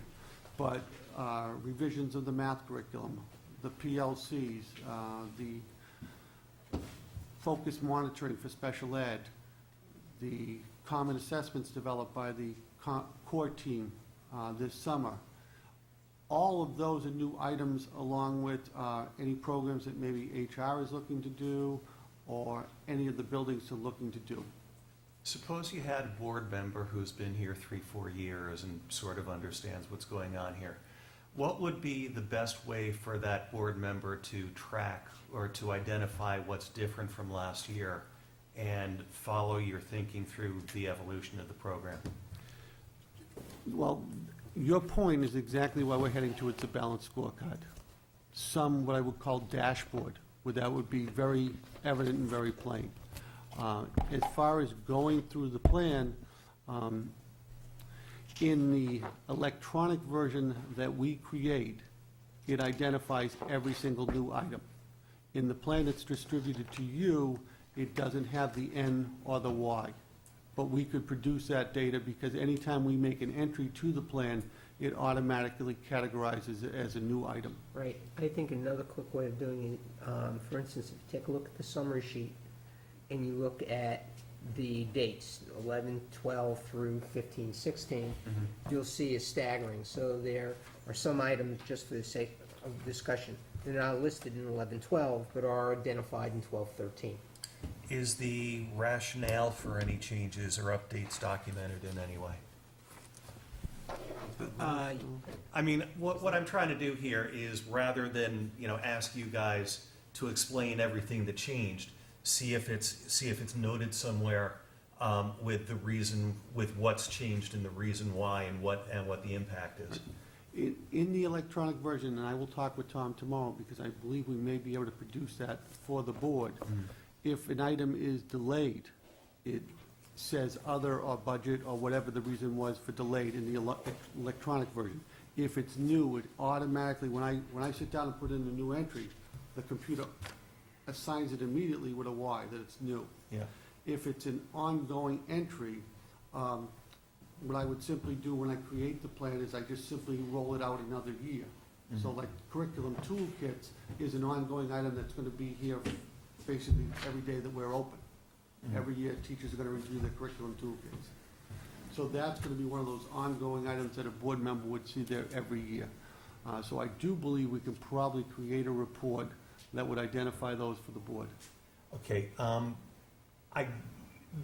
the real thrust of the question is, to your point that this is the document that basically, or the plan that basically is the framework for the budget for the coming year.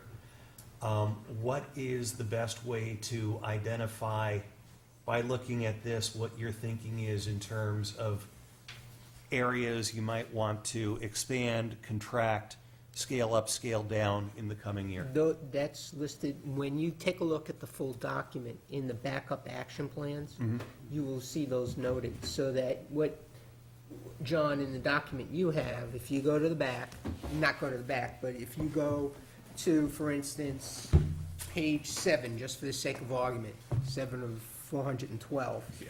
All right? Yeah, it's What not you'll bad. see is the goal, the priority area, the objective, what the action is, who's responsible for it. So that will give you, in effect, where that focus is in that, on that particular set of actions, because though it's broken down. I'm sorry, what? We're missing that document. Well, my understanding was not everybody wanted the full document. Oh, we're supposed to receive electronically. Yes. We didn't receive the electronic version either. Right, it's all gonna be posted online tomorrow. So what we gave you was, Right.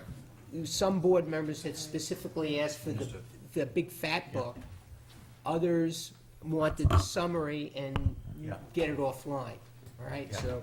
So what you'll see is what the actions are, who's responsible when it's due, and what the evidence is. So each of those objectives are broken down into a series of actions.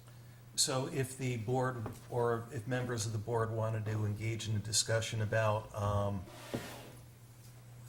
plans and programs going forward as input to the budgetary process, that would be the source that we could work from. Correct.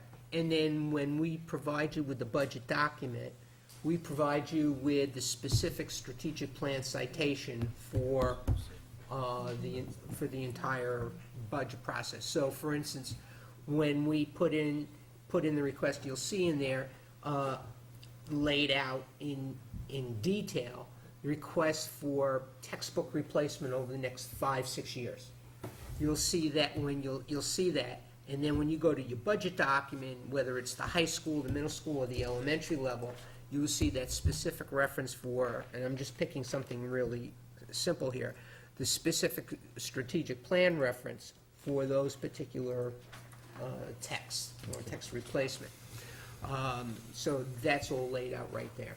Everybody And then the other key thing to keep in mind, and this was, Ron brought this up a number of years ago, was to lay out a 5-year plan, knowing that the back end was gonna be a little soft, because you don't know what's really gonna happen in 5 years. And in the effect that in real life, as much as we wanna lay out the plan, we may wind up delaying something in budget time because we can't afford it. So, and just again, I'm picking something really simple, so then instead of buying the French 3 textbooks for the FY13 year, it gets bumped out to FY14.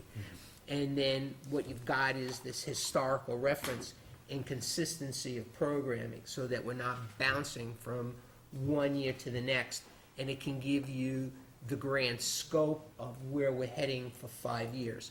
And with the idea of making those adjustments on a yearly basis. So, you know, if you were fortunate enough to have this dead forest from last year, the difference was it was 210 to 215. Now we've gone 211 to 216, and just moving it out a year, having made the adjustments, because there were a number of things that there were some things that we didn't do last year because of budgetary concerns or time. Those then were bumped out, so they're there. So it's fairly clear as to how we're going. The other things, for instance, there are a number of items in here that are directly related to the NEASC report, so there were changes made there. Number of items in here that are directly related to the PLCs. There were adjustments made based on the progress that we've had over the last couple of years. So those are all included in the package. And then, as you know, the way it's laid out, what people had asked for was the summary sheet, which are the white ones, and then you go into detail there. Well, in the big sheet, they're color-coded, referencing the years, broken down goal, priority area, objective, and actions that are directly related to it, who's responsible for it, when those action items are due, and moving forward. So it covers every aspect of it. So the whole idea behind it was to set up in a systemic way, movement ahead of time. So that if you go back historically, we start, just to give, only because Steve mentioned it, and going back, 8 years ago, 9 years ago, when we started this, one of the major goals was to offer a variety of avenues to have our kids be able to graduate from high school to reduce the dropout rate. And that included the GED program, the flex program, the whole bit. And we worked our way through that, making the adjustments. And, you know, we've gotten to the point where now we have annual dropout rate of 0.17%, not even 0.2%, as we move ahead with it. So all those things were laid out, and it also gives us an opportunity when we sit down as an administrative group to begin to balance some stuff out, so that we can say, well, we'd really like to be able to do A, B, C, D, E, F, G, and H, but we're not going to have the time or the resources. So let's make a decision to do A, B, E, and F, and then take the other ones and move them to year 2 or to year 3, and make those adjustments appropriately, spending significant amounts of time. And really, it's building upon all the stuff that went before, and getting all that stuff laid out. And then the intent on the report is to give and the reason we're giving you this ahead of time is for the board to indulge themselves, if they want to, in the War and Peace document that you've received, and give a presentation very similar to the one that we had given the last couple of years, where it kind of encapsulates the direction we're going and what we're doing. And the board and any community members who so wants to spend time looking at it would then have the backup information in which they could ask the questions that they wanted to based on that overview report.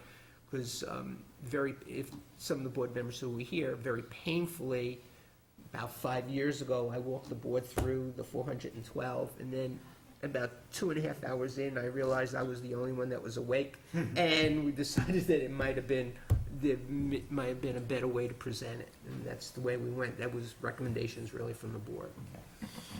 All right, Rob. Also, the other advantage of this, if there's any new initiatives that we're gonna do, we'll discuss it before budget time. And that's a key point. So, you know, you get into the budget discussion, you've got that limited time, you don't wanna be hit with a new initiative in the budget time to try to make a decision whether the program or what you're offering is good and bad, and can you afford it? So when we get into the budget time, it becomes a financial picture. Can I afford to do this stuff, or can I afford to do this stuff? You've agreed or disagreed with the program prior to it. Correct. So that's really the key to this whole thing, is to kind of separate the money from the item itself, the initiative. You make the discussion, if we have to spend 2 days on it, or 2 meetings, we spend it on it. Right. And that's the advantage. That's really what you want to do here, is have that discussion prior to the budget, so you're not confusing the budget with new initiatives. Yeah, and, you know, keep in mind too that a significant number of the items that are in here are a direct result, for instance, of the work the C3 committee has done. So it's not like this just came out of whole cloth. This is a compilation of the work that a variety of committees and subcommittees and faculty and staff and schools have put together to create a cohesive whole. Because and Ron's point is well taken, on us being able to, at budget time, say, it's a great idea, but we may not have enough money for it. So we're not debating at 10:30 at night on some day in January the merits of the program. It comes down to, yeah, we would like to do it, but just like at home, we may have to delay this for a year. So it makes more sense that way. And again, it gives us an opportunity to, what's the words I'm looking for, marshal our resources and prioritize and address things in a systemic way. And I'll go back to this because, to me, this is probably the most dramatic thing for me and probably the most rewarding. We have, in a systemic way, put together a series of programs, starting with kindergarten all the way through the high school, that includes not only the academics, but the co-curricular, the extracurricular, the tutorial programs, the alternative instructional systems that we've put in place that have directly resulted in this low dropout rate and the ability of our kids to go on and get GEDs and qualify. It's not because of one particular program. The flex program at the high school really kind of get a spotlight on it, but that's a result, and this dropout rate is a result of all the other things. I would submit to you that not having the co-curricular and extracurricular programs that we have, not having the additional support that we have in the schools, not having the quality staff that try to personalize instruction in the best way possible, all of these things contribute to that low dropout rate and the 80% of the kids that go on to 2 and 4 year schools. So part of the philosophy behind this is looking at things systemically and trying to make sure that they're all intertwined for the commonality of focus and marshaling our resources, and as opposed to coming up with 25 different initiatives that are going in different directions and everybody scratching their head saying, why aren't we making any progress, and can't we use our resources better? This allows us to focus it in so that we can say, or Andy or I can say, or the principal can say, that's really a good idea, but right now our focus on staff development is going to be X. We'll take a look at this other stuff and we'll see where it falls in our plan, because if now I give you this and I give somebody else this and somebody else this, then we lose the resources and time to focus in on what we identified as being our priority. So this way, it tends to provide us with the opportunities and give it a litmus test to say, yep, we're going to do this or not going to do this. Or we're going to pilot this or we're going to whatever. So I apologize for being so long-winded. No problem. But principals know I All love right, this stuff. anything from anybody else? Good enough. I'd like to note for the record that it is 13 minutes after 10. Can I have a motion for non-public? Motion to please? go into non-public session requested under RSA 91:A:3, section 2A through F. Second. This is a roll call vote. All in favor? I see you, John. John Robinson. Thanks very much. Good night, everybody. Oh, no, I actually enjoyed it. Yeah.